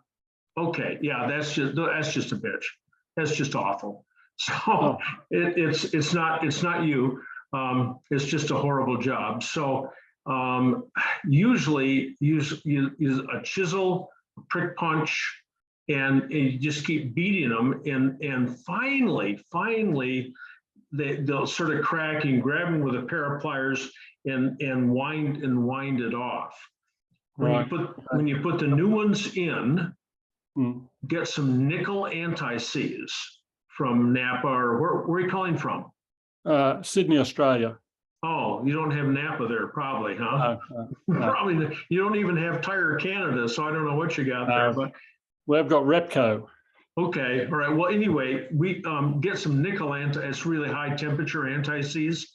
Nickel anti-seize. Yep, and smear that all around the that little V that's made between between the pipe, and just gob it up so that next time it comes off more easily. But you just have to, it's I know it seems like it's one with the pipe right now. It feels like it's been welded on. Yeah, it's so So, tight. so take your trolley jack and go on, because if you're hitting it and if the exhaust is loose, the whole thing's Yeah. bouncing up and down. That's right. Yep. So get your trolley jack or something underneath that exhaust and jack it up, so it's jammed, first of Right. all. So you get your hands, so you've got something you can hit it with. But I think I've used a really, really sharp, like prick punch, some nasty old punch that you use on your grinding wheel and get a nice little tip on it. And as long as you can pierce it down into the bottom of that V, then you can sort of break it and then it'll peel off. Okay, good. Thank you very much. Good luck. You may be able to take a drill bit and drill into it as well. Okay. Yeah. Just be No. careful not to drill all the way through, of course. Yeah, that's right. Yep. Yep. Stop just before you go all the way through. Well, how far is that? Yeah. Yeah. So you got a jacket on. What's the temperature's down to 15 tonight or what? Well, we're in centigrade and it was about 6 degrees this morning. So 6. Oh my. Okay. well, that's centigrade. So I know. Yeah. it's nothing like the temperatures you get. So yeah, well, still looking yeah. forward to summer. Well, I thought, but in summertime, we were reading that it got up to like what, 35 or something. I mean, you could fry eggs on the sidewalk. Oh, yeah, that's fairly normal. Yep. 35 to 40 sometimes. Oh my gosh. Yep. We're used to it. Yeah, here this weekend I wasn't used to. It was 95 Fahrenheit and Yeah. 95% humidity. It was just horrible. It was just horrible. Oh my gosh. Well, anyway, good luck. Thank you. All right. So let's see, Kathy to everybody. Thanks for the advice last week. It turned out to be a defective coil. You'd think they'd last more than 40 years. So anyway, who's on? Is it Kathy who's on, or somebody using Kathy's name, or don't hear anybody here? But anyway, good. Glad Sorry we about got that. it. I couldn't find the unmute button. So we talked, it was a couple of weeks ago, actually. I had that intermittent problem with it running rough and then running good, running rough, running good. Okay. I took your advice. I packed a extra coil, and when I took it for a run, it started to do that again. So that's the easiest thing to check.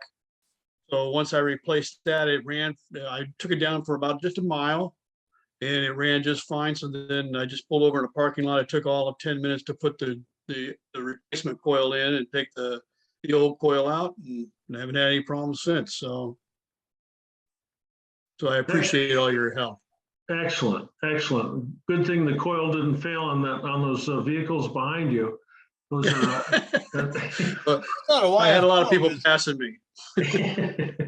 No, I meant the pictures behind you up and we're driving on terra firma. So when the coil fails, it doesn't hurt anything, but when you're in the air.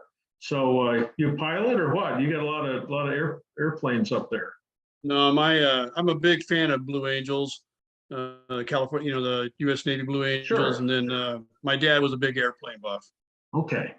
All right. So where are you calling from?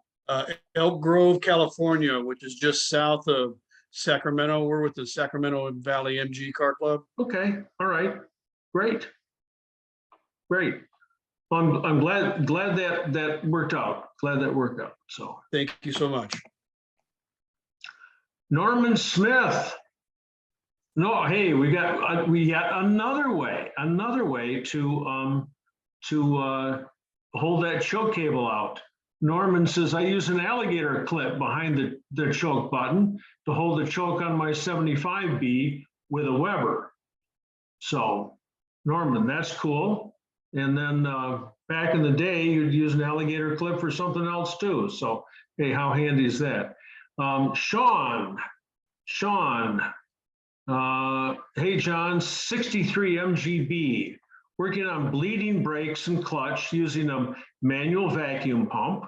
I fear that I'm drawing air from the threads on the nipple, causing me to think air is still in the system. Any tips? Grease? You can, actually, you don't use grease there. You use, get it from Napa called Sil-Glide. But really, Sean, where are you calling from? Philadelphia? Ambler, Pennsylvania. Yep, Ambler, Philadelphia. okay, I see it right there now. The real trick is two people. I mean, we had a shop. Of course, we had all the extra people that we need. You must have somebody else you can borrow their foot, just to help bleed, because boy, that just makes all the difference in the world. I've tried the Mighty Vac. I've got one, you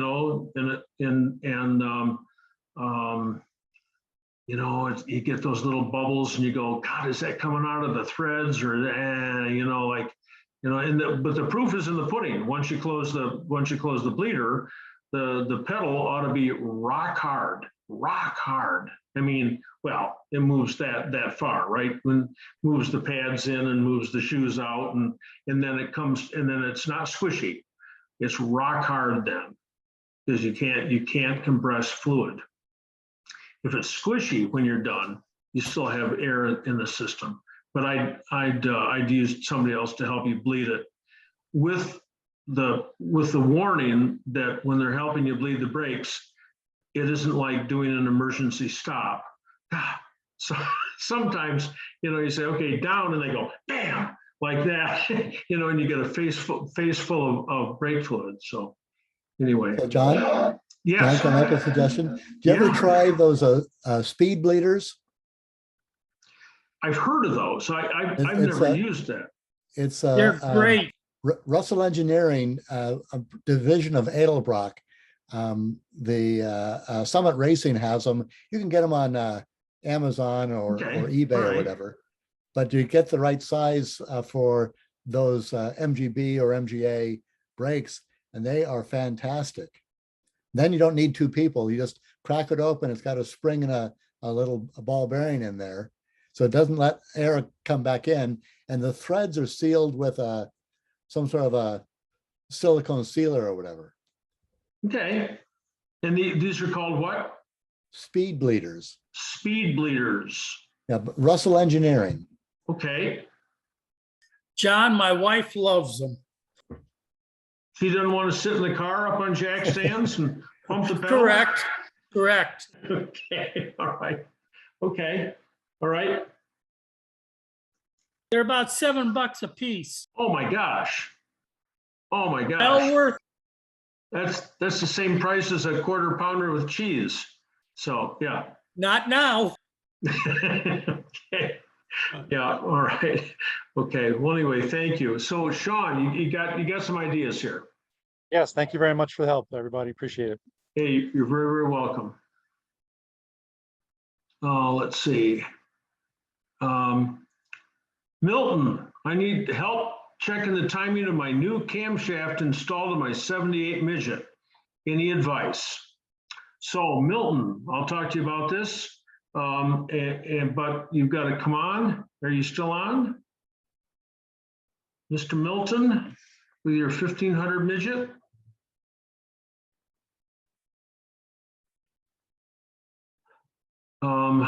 The timing on the cam, on all of our cams from 1948 through 1980, the cam is fully open at 110 degrees after top dead center.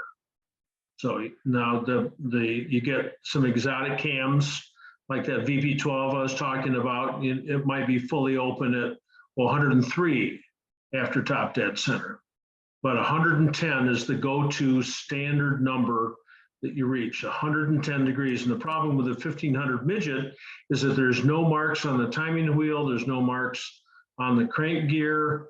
You just got to wing it. And that timing gear goes on this way or this way. And the way that the bolts are spaced and you turn it, you can come up with a whole bunch of different bunch of things, but you've got to, can't have the head on, you've got to have the head off so that you can find top dead center with a piston. And then you have to check the cam again using a magnetic based dial indicator. So there's no other way around it. So anyway, maybe Milton gave up on us. I'm not sure, but anyway, that's the number, 110.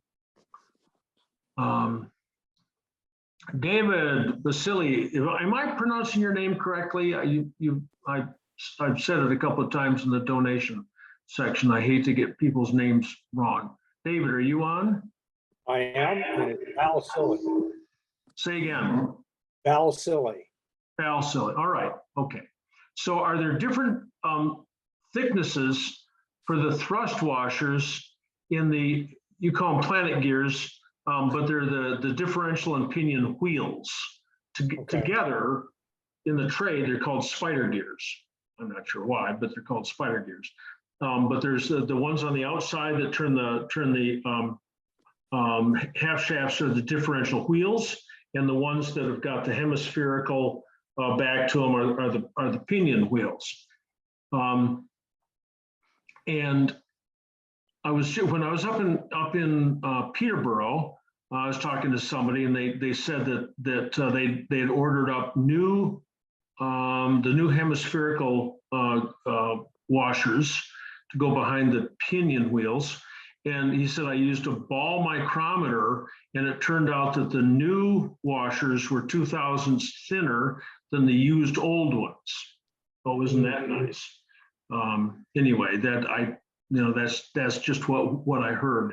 But did you got the fiber washers on the outside, right, on the wheels out there? Yeah. You know, those things can only last for so long. I mean, they're plastic.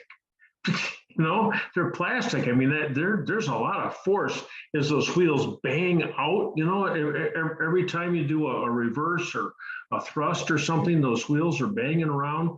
I think they break up, and then they get chewed through the gears and become one with the oil after a short time. I wish that we could have available to us different thicknesses of those copper washers, make the copper side washers. They were copper on T-types, they were copper on the banjo diffs, but once they went to the GT Salisbury tube type diff, the modern one, which is so much better than the early ones, except that you can't change the gear ratio easily. They're a lot stronger. Then they went to that fabric or phenolic or plastic or whatever you want to call it. I used to keep the copper washers out of the old gear sets and use them in the new ones, so that once you put them in, they didn't go bad. Do you have wire wheels or disc wheels? Well, I have bolt-on wire wheels. Bolt-on wire wheels, so there's no slip. I mean, they're bolt-on. Right. Okay. Well, and you know, the drive shaft, you can turn it maybe a quarter of an inch when you rotate it before it actually does anything. And you know, I had the pinion bearing, I think, that's in the front end of the differential replaced, because I had a lot of whining at cruise speed, and I had that pinion bearing replaced by a shop. That was something I couldn't do myself. Right. And then I decided to replace these washers, both the copper and the whatever they are.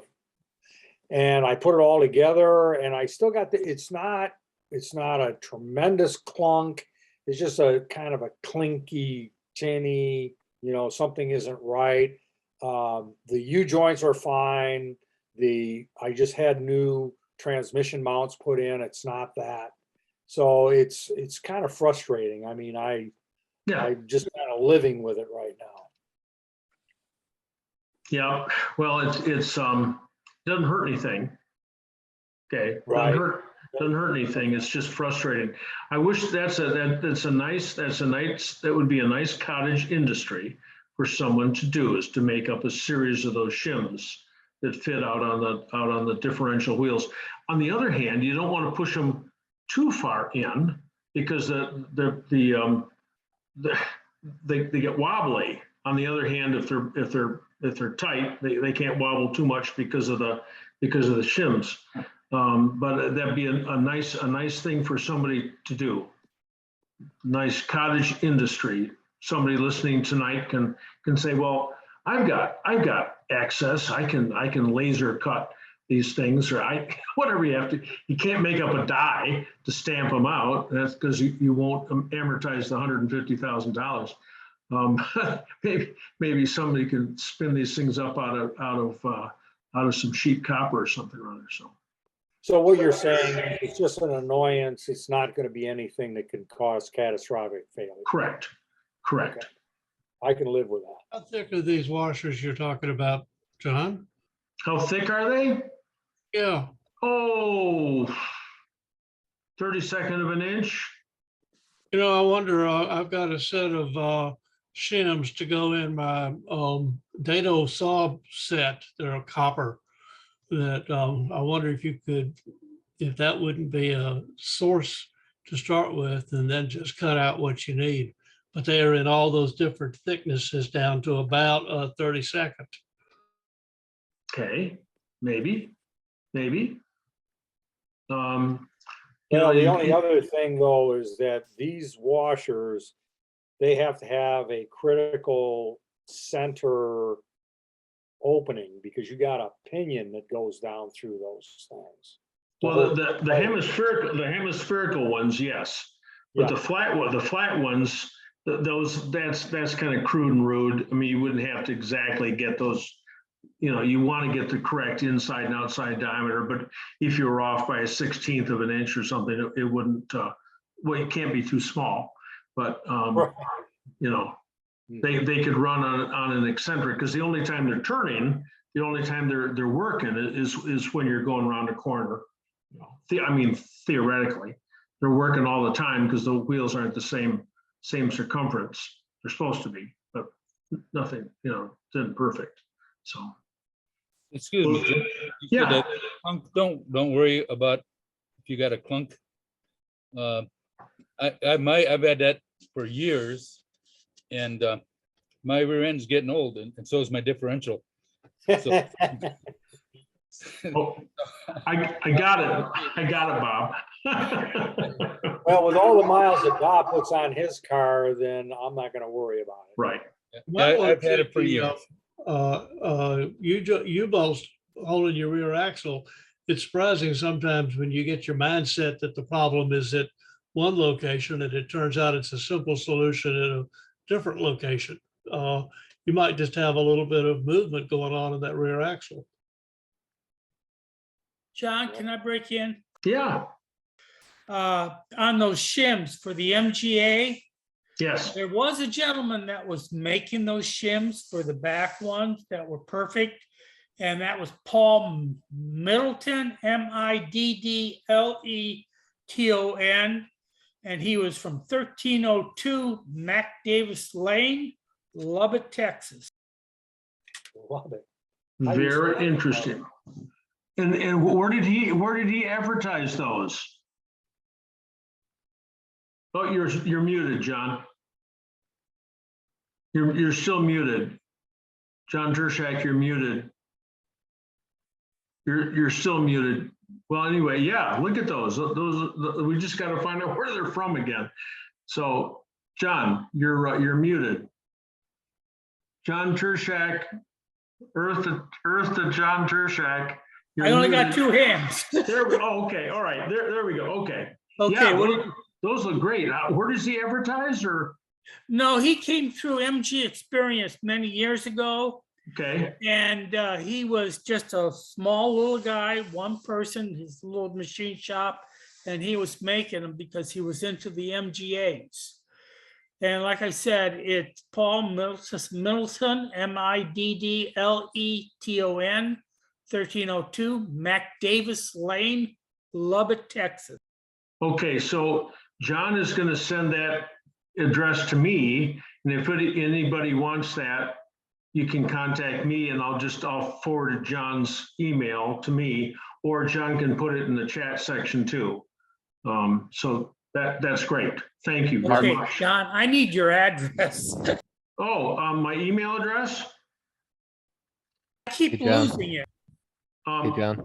Barney has a page on that on his MGA Guru. Okay, all right, About that, thank you.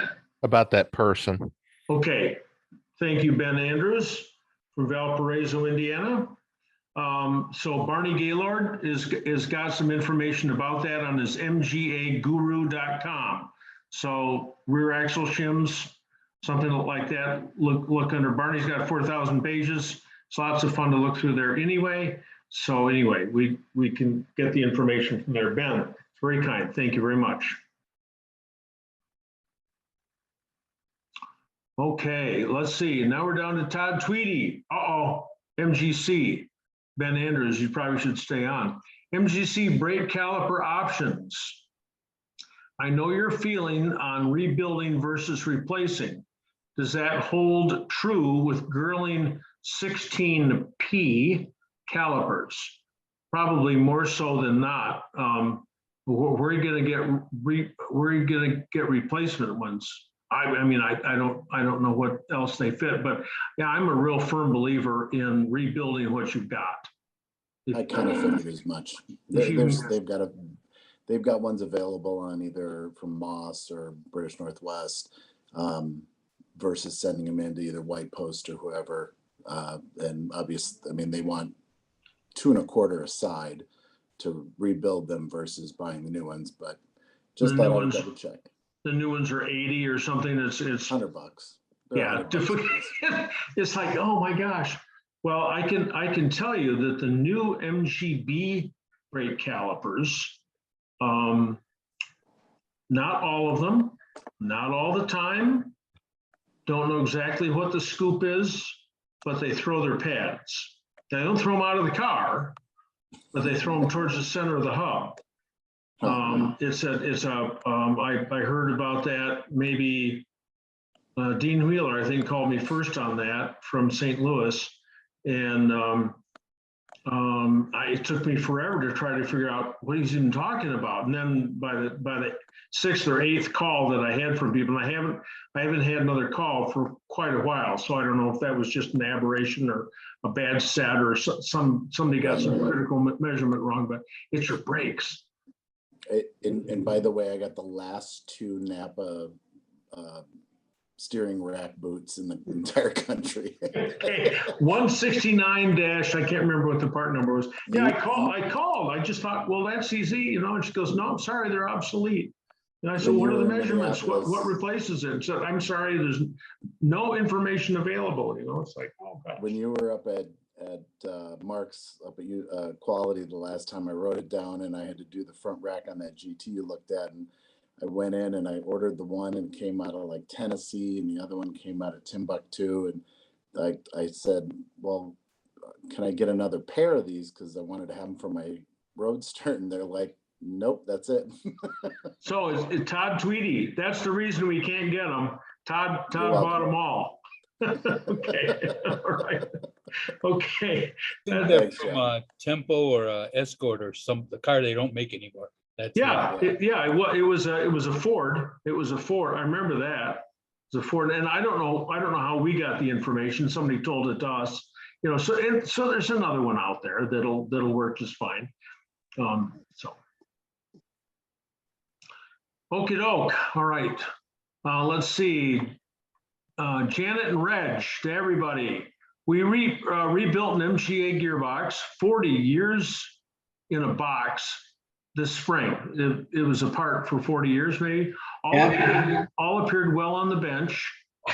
Installed in the car. In the first drive, 1, 2, 1, 3, and 4 shifted perfectly, which must mean that number 2 didn't. Took off the top cover and brass collar on the bottom of the shift. Looks good. However, no way will it go into second. Okay, so there are 2 different second speed gears, and each gear has its own synchro. One has brass and one has steel. So you can shift through all these gears. You can shift through all 5 gears when you're sitting still, though, right? I mean, when the car's off, No, when it sits, it won't move either, John. It won't go into second when you're sitting still? Sitting still or rolling or rocking it, any of those things. 1, 3, and 4, but it won't go into second. No, not at all, under any of those conditions. Okay, well then it's not synchro. I mean, it could be the synchro is an added insult, but we didn't replace it. We used the same synchros. They look good. The gear lever is frozen. I mean, you go to pull it back into second, it just won't go. It won't go at all. It doesn't grind. It doesn't. The teeth don't move at all. And then you have to shift up to third by the time you're halfway across the intersection. It's a dog to drive right now. Oh no, second gear is like really important. Yeah, that's the one where you get going. So we thought, well, there's no fixing it from the outside. You gotta take it back out of the car. I mean, that's the scoop there. And I can tell you that if you get it, when you choose to get it back out of the car and get the side cover off and take a picture of it, I'll FaceTime with you. You can send me some pictures. I can look at it and see if we can figure out what's going on. But I just can't imagine there's anything you can do with it in the car. Now, that said, you always do this cheapest, simplest stuff first. So if you take the tunnel off, what can you get to? You can get to the lockout. You get the second. Of course, you can't. Did it work on the bench? Would it go into second when you had it on the bench before you put it back in the car? That's the interesting thing. The family member that did the most of the rebuild, he's a mechanic, and he said, yeah, it went in. A couple of times on the bench. But then when it went in, it never went in either. Like it never went in and didn't come out. It just never slid in, and it's like a thunk, not a thunk, but a yeah. So there's some particular things that you can build, you can assemble incorrectly that'll cause that. So, but anyway, I'm sure it's going to have to come back out. I bet it's down inside, and if the transmission covers off and you can see the top of the gearbox, and you take the remote control housing off, you can put a big screwdriver in there and go through 1, 2, 3, 4. You can't get reverse because you can't get it past the detent. But we're not dealing with a reverse anyway. And then there's a plate up in front which has got 6 bolts in it. So it's a stamped steel plate. It's got 1/4-inch fine bolts in it, 6 of those. But again, now you're standing on your head, you're all down inside there. I just want to say that you're going to have to take it back out of the car again, which you don't want to hear. But no, we kind of thought that was going to be, and as I said, I had to walk away for a few days because this car has been in that box for 40 years. Oh my gosh! Oh my gosh! One of those things you say when you hit 70, you either get going or get out of town. So thank you. When I get the cover, get it out and get the cover off, I'll send you some photos and set some FaceTime. Yeah, I mean, if you got an iPhone, you can FaceTime with me right there, and put because to get out of the car, you got to take the remote control housing off. Yeah. So it slips out, and then put it back on when you get it back out of the car, and get the side cover off. And if you got an iPhone, we can FaceTime, and I'll just take a look at it, and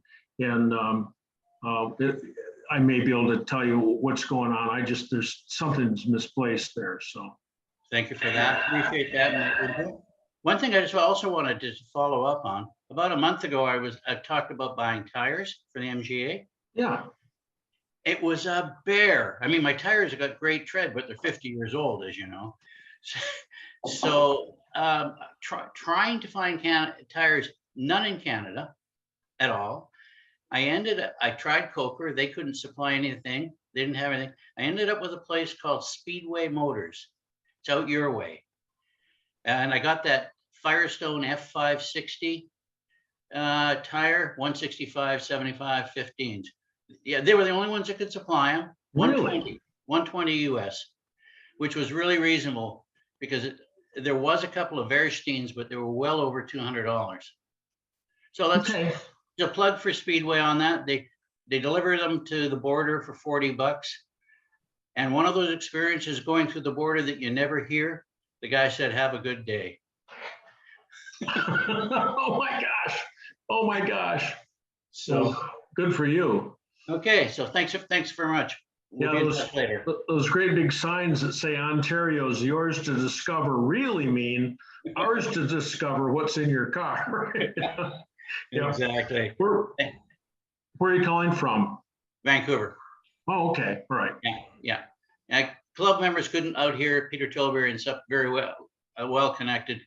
They couldn't connect me with any tires either. So okay. Really scares us out our way. That's, that stuff comes in and out of, it just, if there's a modern American car that uses a 15-inch tire, well, bingo, then all of a sudden they're all available. But I didn't realize that they were getting that hard to find. Well, they were for me. They're out of Mexico, if anybody wants to know too.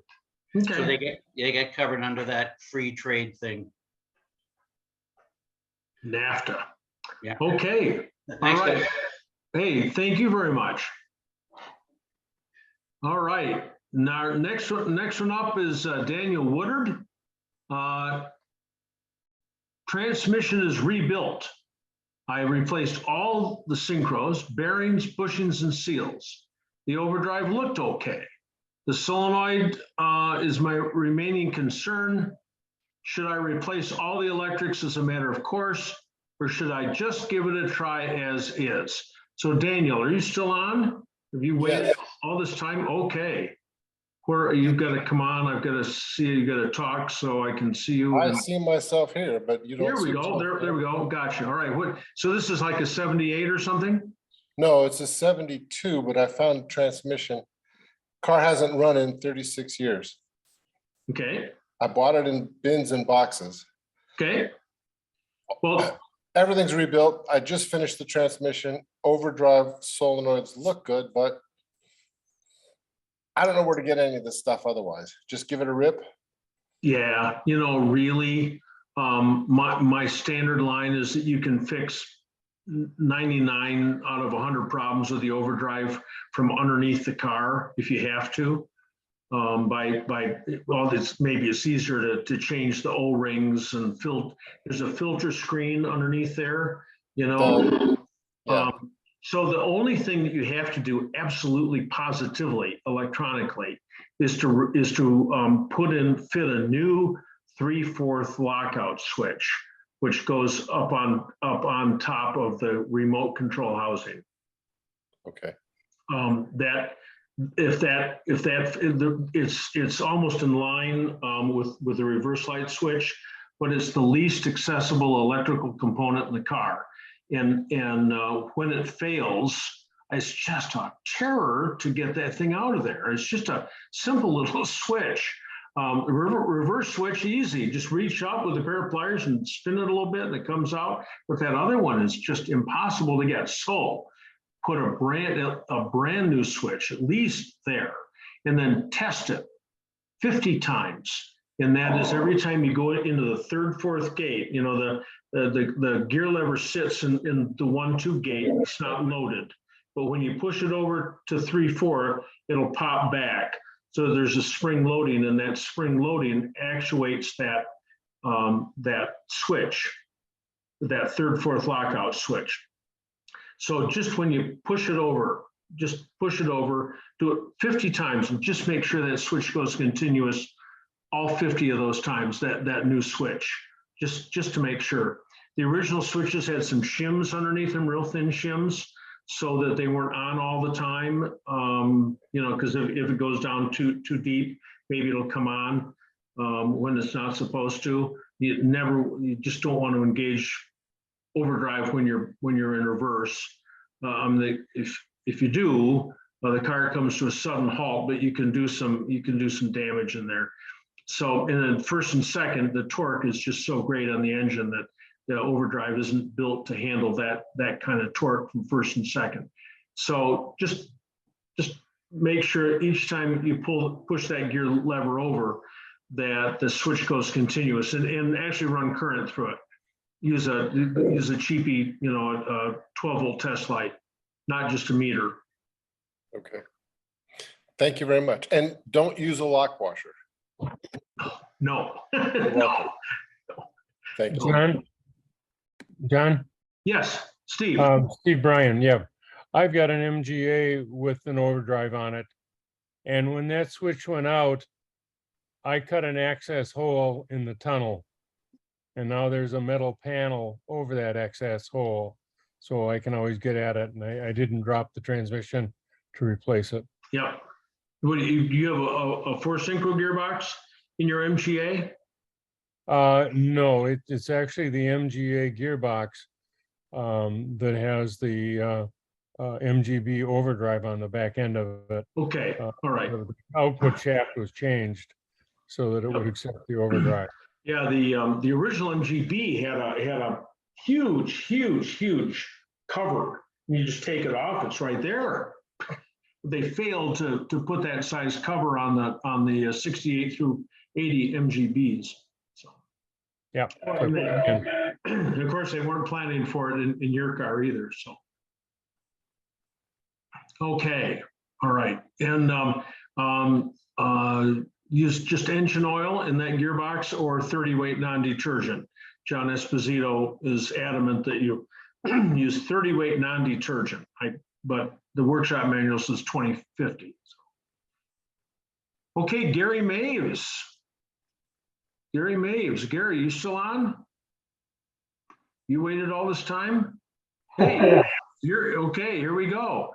I'd like your opinion on why my 66 MGB steering wheel vibrates between 50 and 60 and is smooth at every other speed. I've got wire wheels on it. It was smooth everywhere up until a month ago. Well, the reason it's shaking is because one of the wheels is bent or it's out of balance. So if you take the car to take the wheels or the car to a motorcycle shop, they can put those wheels on their balancer and spin them up. They do wire wheels all the time. But that's the first thing. The only reason it vibrates is because it's out of balance. And you've got all these systems in the car, but the big one are the shocks, or in British, the dampers, to dampen the harmonic motion of the coil spring. So you're getting an oscillation there that's a reverberation, like singing in the shower. There's always some sort of tune that some sort of tone you can pick up in the shower where the whole shower begins to vibrate. And that's what's going on with the coil spring on the front of your car. So either it threw one of the wheels through a weight, or it's out of balance now, or it crept up on you and all of a sudden hit a critical point that maybe there's one of the wheels isn't round anymore. But you can tell by getting those wheels balanced. I put the rear tires on the front and it still doesn't. Okay, so what about the front shocks? Have you bounced the front of the car to see if the shocks are good? No, I haven't. They were redone too long ago. Okay, so other things that'll make this worse is if the front wheel bearings are not set up correctly. There's supposed to be 2,000 or 3 thousandths of clearance on the front wheel bearings. We had a guy using another shop, another city, and the shop threw up their hands and said, "Well, take it up to university." And it was the guy had this long list of everything he'd done. New shocks, new wheels, new everything. And we reduced the end float on his front hubs. Bingo, that was it. Go figure. I've been told that these wheels are, wire wheels are powder coated. And so I can't adjust them at all. Okay. So you can't adjust the spokes, Right. So but if you, folks are a problem, that I then, don't know how that would be a problem, but you know, somebody told me that that might be. if the wheels are bent, if they're doing this when it goes out and down the road, and you can, I mean, you can give it an eyeball. If you've got a trolley jack or any jack at all, you jack up the front of the car and just spin the front wheel and watch it go. And if it's doing this at all, hey, there's a vibration. If it's doing this, you know, where it's not concentric, you put your hand on the outside of the tire itself and just spin it and feel as the wheel goes by. If you feel any lumps or scallops or anything, you can't, you know, you can put 5 pounds of lead weight on the wheel, and it isn't gonna get rid of a lump in the tire.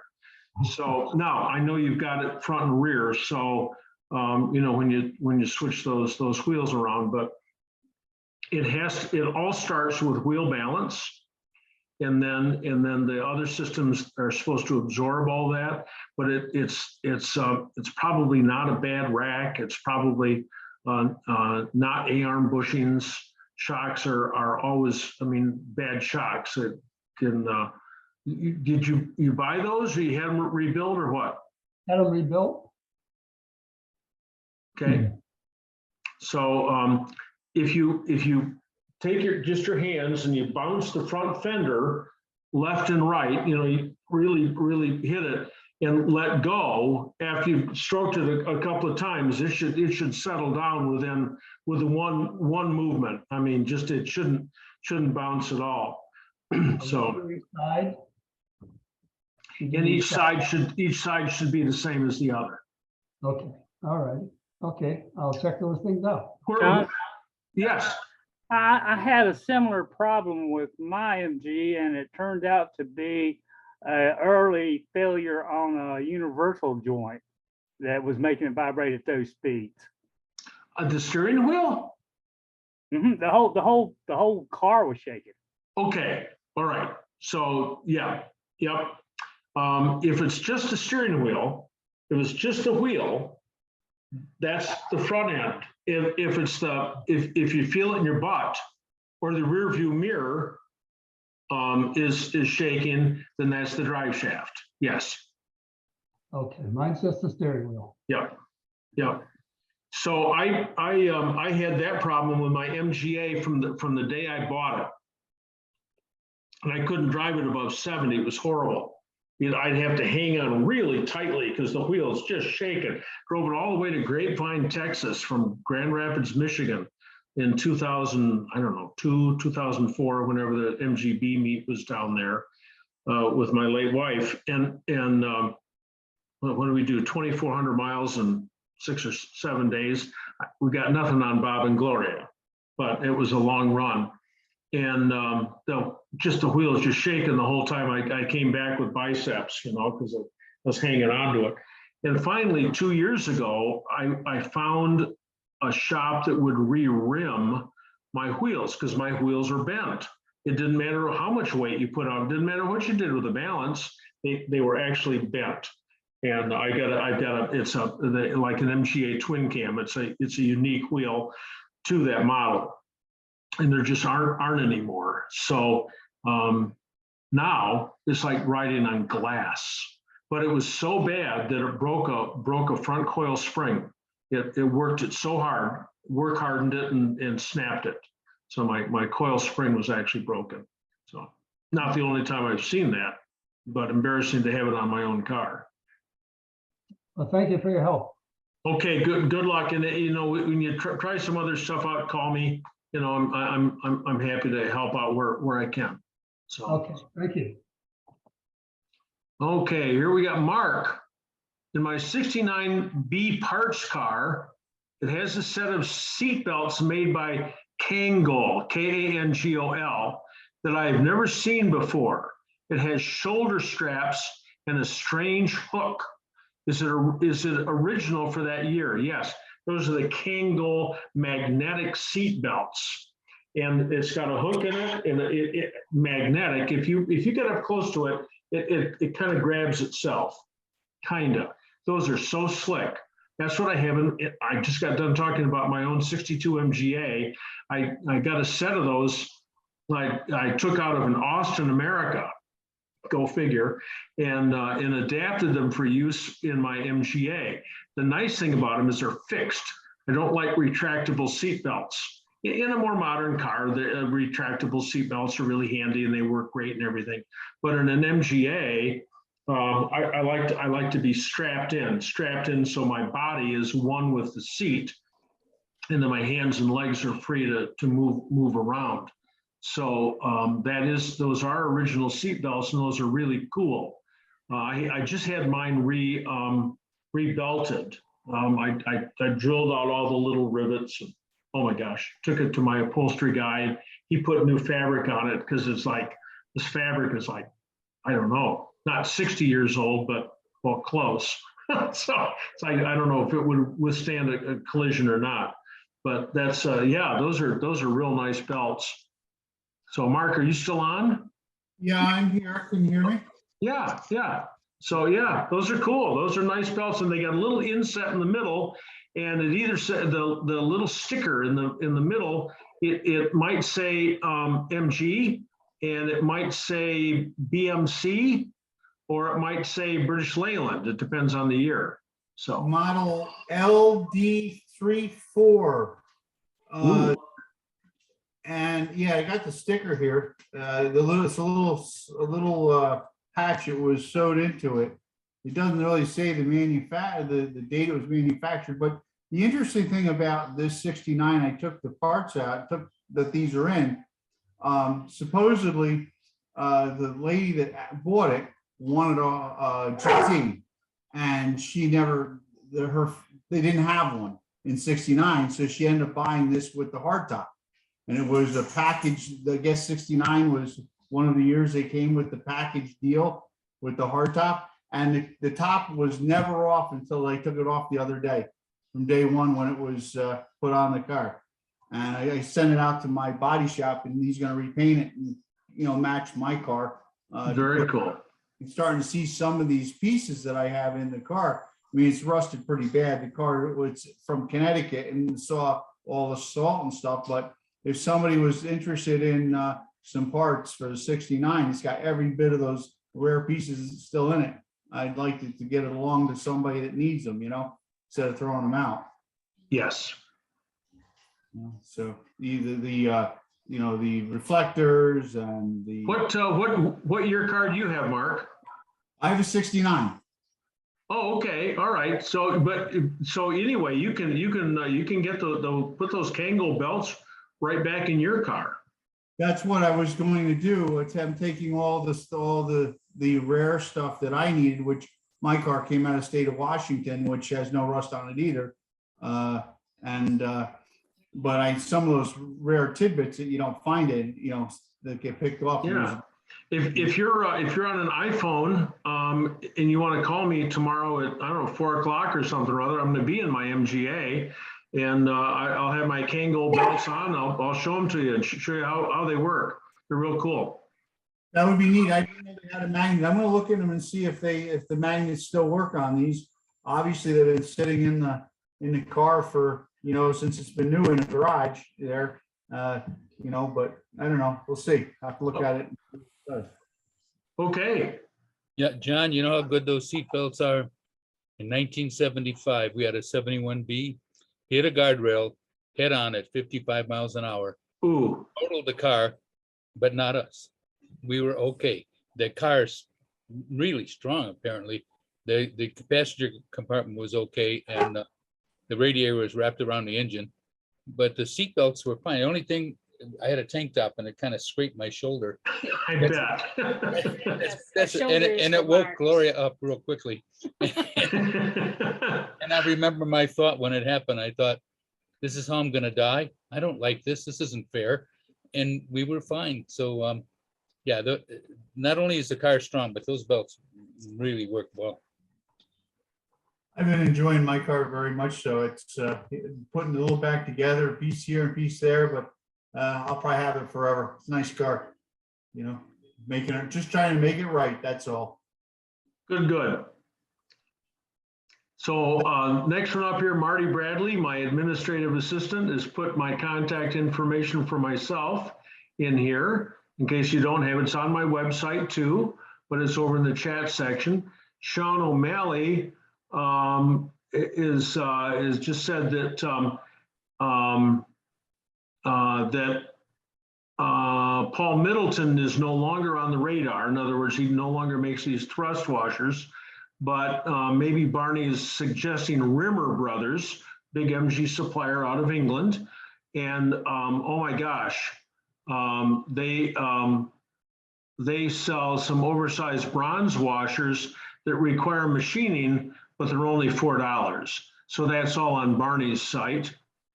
Pat G says, make sure that you add an inline fuse to your overdrive power wire. I don't know why I didn't think of saying that. Anytime anybody says overdrive, absolutely. It's you just want to make sure it's on a fused circuit. That's all. Okay, and here's Chris. This is my last one. The last one, we're at 9:12, so this isn't too bad. Chris Arity. Okay, I've got a 78B, and either on the highway or on streets, the car seems to lose power when coasting. Under throttle, it runs just fine, but as soon as I ease off, it appears to struggle. So it's a 78B. What kind of a carburation do you have on that? It's a Zenith. Okay. All right, so it's got the factory stuff on there. Is it still got all the pollution stuff on it, the air? Yeah, it's a Californian car, so it has all the air pollution stuff on it. When I bought the car, it didn't, and I got a donor car out of California which had all of that on it, and it has passed smog every 2 years since then, and it's not really been a problem up until recently, when we take it to get smog, we lean the fuel off. It gets through smog without a problem because it has electronic ignition. So the ignition's fine. It just of late, I've been driving it down the highway or driving around the street in third or fourth gear, and as soon as you ease off the accelerator, it just seems to struggle. It seems, and you put your foot on the gas again, and it's fine. It'll if I keep accelerating, I don't have a problem. But the moment I ease off, it just seems to go, I don't have fuel or something to that nature. Like it quits, kind of like it quits. It doesn't stop running. It just feels like there's a lack of fuel. It just feels like it's not getting enough fuel. I've put a new fuel filter on it. I've checked that the flow's okay. I just can't seem to either. I can't get the carburetor tuned properly. And you're in California, not Canberra. Yeah. No, California. Okay. Right. Yeah, I come from Australia, but the car's in California. I got the accent. All right. So there's a gulp valve on the car that's sits on the intake manifold, and when you let off on the throttle, that gulp valve opens. Right. And dumps an enormous amount of fresh air into the intake manifold. So let me propose that you do some testing first, and that is to take the line, the little vacuum line off the gulp valve, just plug it with a screw, right, and then go out and drive it and see if that makes a difference at all. Okay. That's one thing that you can do.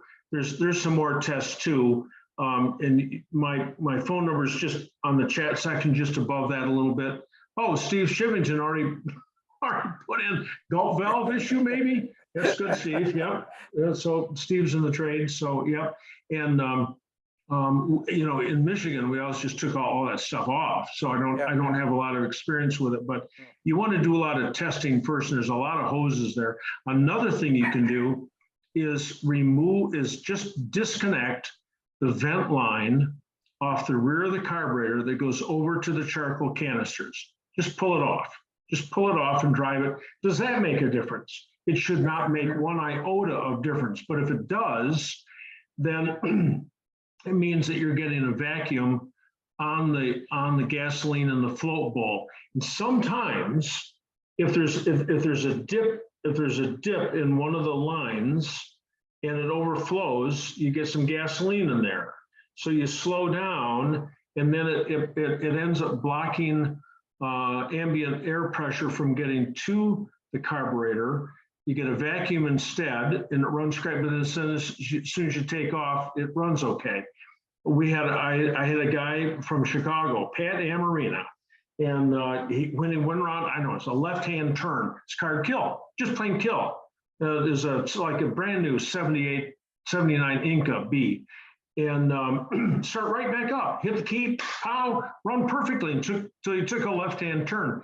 And it was, there's a line that comes off the bottom of the gulp valve, goes way down underneath by the coil, comes back up and goes through the radiator diaphragm. I took that off, got a huge breath of air, put my mouth on it, well, and blew through it, and all this, I don't know what it was, water, oil, gasoline, stuff blew out of there, and the problem was solved. So, rather than taking the cylinder head off first, there's a lot of tests you can do. You can call me tomorrow or the next day too, and I can go over some more of the stuff with you and do some more testing. It's probably something as simple as this. Yeah, well, I've got tomorrow to work on it, so I'll attack it tomorrow morning and try a couple of those things along with the Gulf valve and see whether that just solves the issue. Yeah. But the car doesn't have to have its smog done for another year and a half. So if it's the charcoal canister and I can just put a screw in it and stop it, it's fine. It doesn't get driven that often. Okay, all right. Thank you. Where do you live now? I originate out of Queensland in Australia, but I am living at the moment in San Francisco. Okay, all right. Very cool. It's cool. All right. Thank you for your help. Hey, good luck. Thank you. Ladies, gentlemen, we are we're at time. We're at 9:18. I've got through all my chat. Just a second here. I'm going to gallery view here, and just again, if you are sitting around tonight and poking around on the internet, poke around on my website and poke the PayPal button for me, that'd be very kind. Help me out. And it's been a lot of fun. We've had people from a lot of places, 2 Australians, one from San Francisco and one from I don't know, Canberra. I don't know. I don't remember where he said he was from. We got Vancouver and we got London, Ontario. So, and all over the US. I don't remember anybody from Florida, but it's always pretty heavily East Coast. But anyway, I want to thank everybody for coming on. And our next, let's see. How can I get out of this and get down to my calendar? Our next one will be the 22nd, August 22nd. So that's Monday, the 22nd. I think that's free. I think the Altoona meet is 26, 27. So I'm free on the 22nd. And everybody saw the pictures of the 08 party that I sent out under constant contact. That was just too much to pass up, too many 8s. So we left the parking lot at 8 seconds after 8 a.m. on the 8th of August 2008 and drove out to Kirk Park. That was a fun time. I talked to Tony Choviak about that today. So a lot of interesting cars there, and Yoshi Ishihara was there. He I don't know who he worked for in Japan, but they'd send him to Detroit, and he's got an MGB, I guess 72B in Japan, and he came by the shop with his notebook, all filled with restoration pictures, just like everybody else has. But all the bills, of course, are in Japanese, except the ones from Moss Motors. So anyway, it's a nice time. Thanks very much for being on tonight, and I'm not gonna hit the mute all. We can all sit here and say hello and say goodbye. So thanks, everybody, for being on. So Doc Rosefear, I see you there. Thank you. No, John. Thanks, John. Thanks, Yep. John. Ron- Thanks, Ron John. Nugent? Take Yeah. care. John. Yeah. Thank you, John. Thanks, I'm John. Thanks, gonna John. call you. It's a up pleasure. with a question And about- I didn't ask Doug Clark. Doug, are you still on? How many people we had tonight? Like 133 looked like on the, Okay, all on count. right. Okay, all right. Yeah, we've settled into a number just around there, so. John, I'm gonna call you tomorrow about the shims, the wheel bearing shims. Yeah. I went to take my car to get it aligned, and he's too much tonk, and I put it down to one shim, taking it all out but one shim. Really? It doesn't vibrate or anything, it's straight, but he also found my kingpin bushings, upper fulcrum pin bushing. were Well, gone. yeah. Then the seals on the bottom, as they say. Okay. And it's not an easy job. We've been busy all week. We're gonna be, Bob, we're gonna be rebuilding the front end in Jim Pastore's shop in Altoona, PA. A couple of days before the Altoona meet. So we're gonna be doing exactly that. I can see the right way to do it. I always come second. Yeah. We did it, and you have to pry those arms apart on the top to get, and greases your friend. There's an easier way than that, but yes. Yeah. Now you tell me. Yeah. So, okay, well, let's see who else is here. Steve Shivington, thanks very much, Steve, for weighing in tonight. Dave Smittle, nice to see you here. Severio, nice. Ron Nugent, hello to Pasadena. And Walt Allen, where are you from, Walt? I'm in Flowertown, Pennsylvania, right Okay. outside Philadelphia. All right, okay. Right. And my son Barney? Sean talked to you tonight. Oh, all right, okay, got it. Barney, nice to see you on tonight. And Jim Geiger, here we got, there's even one here that says Twist, but that probably isn't me or anybody named Twist, somebody using my name here, so. Anyway, everyone, thank you very, very kindly. Good night to all. Thank you, John. See ya. Thank you. Good night, I'm John. gonna give you a call in a minute. Okay, The dog's hungry. okay, all right. See Good ya. night.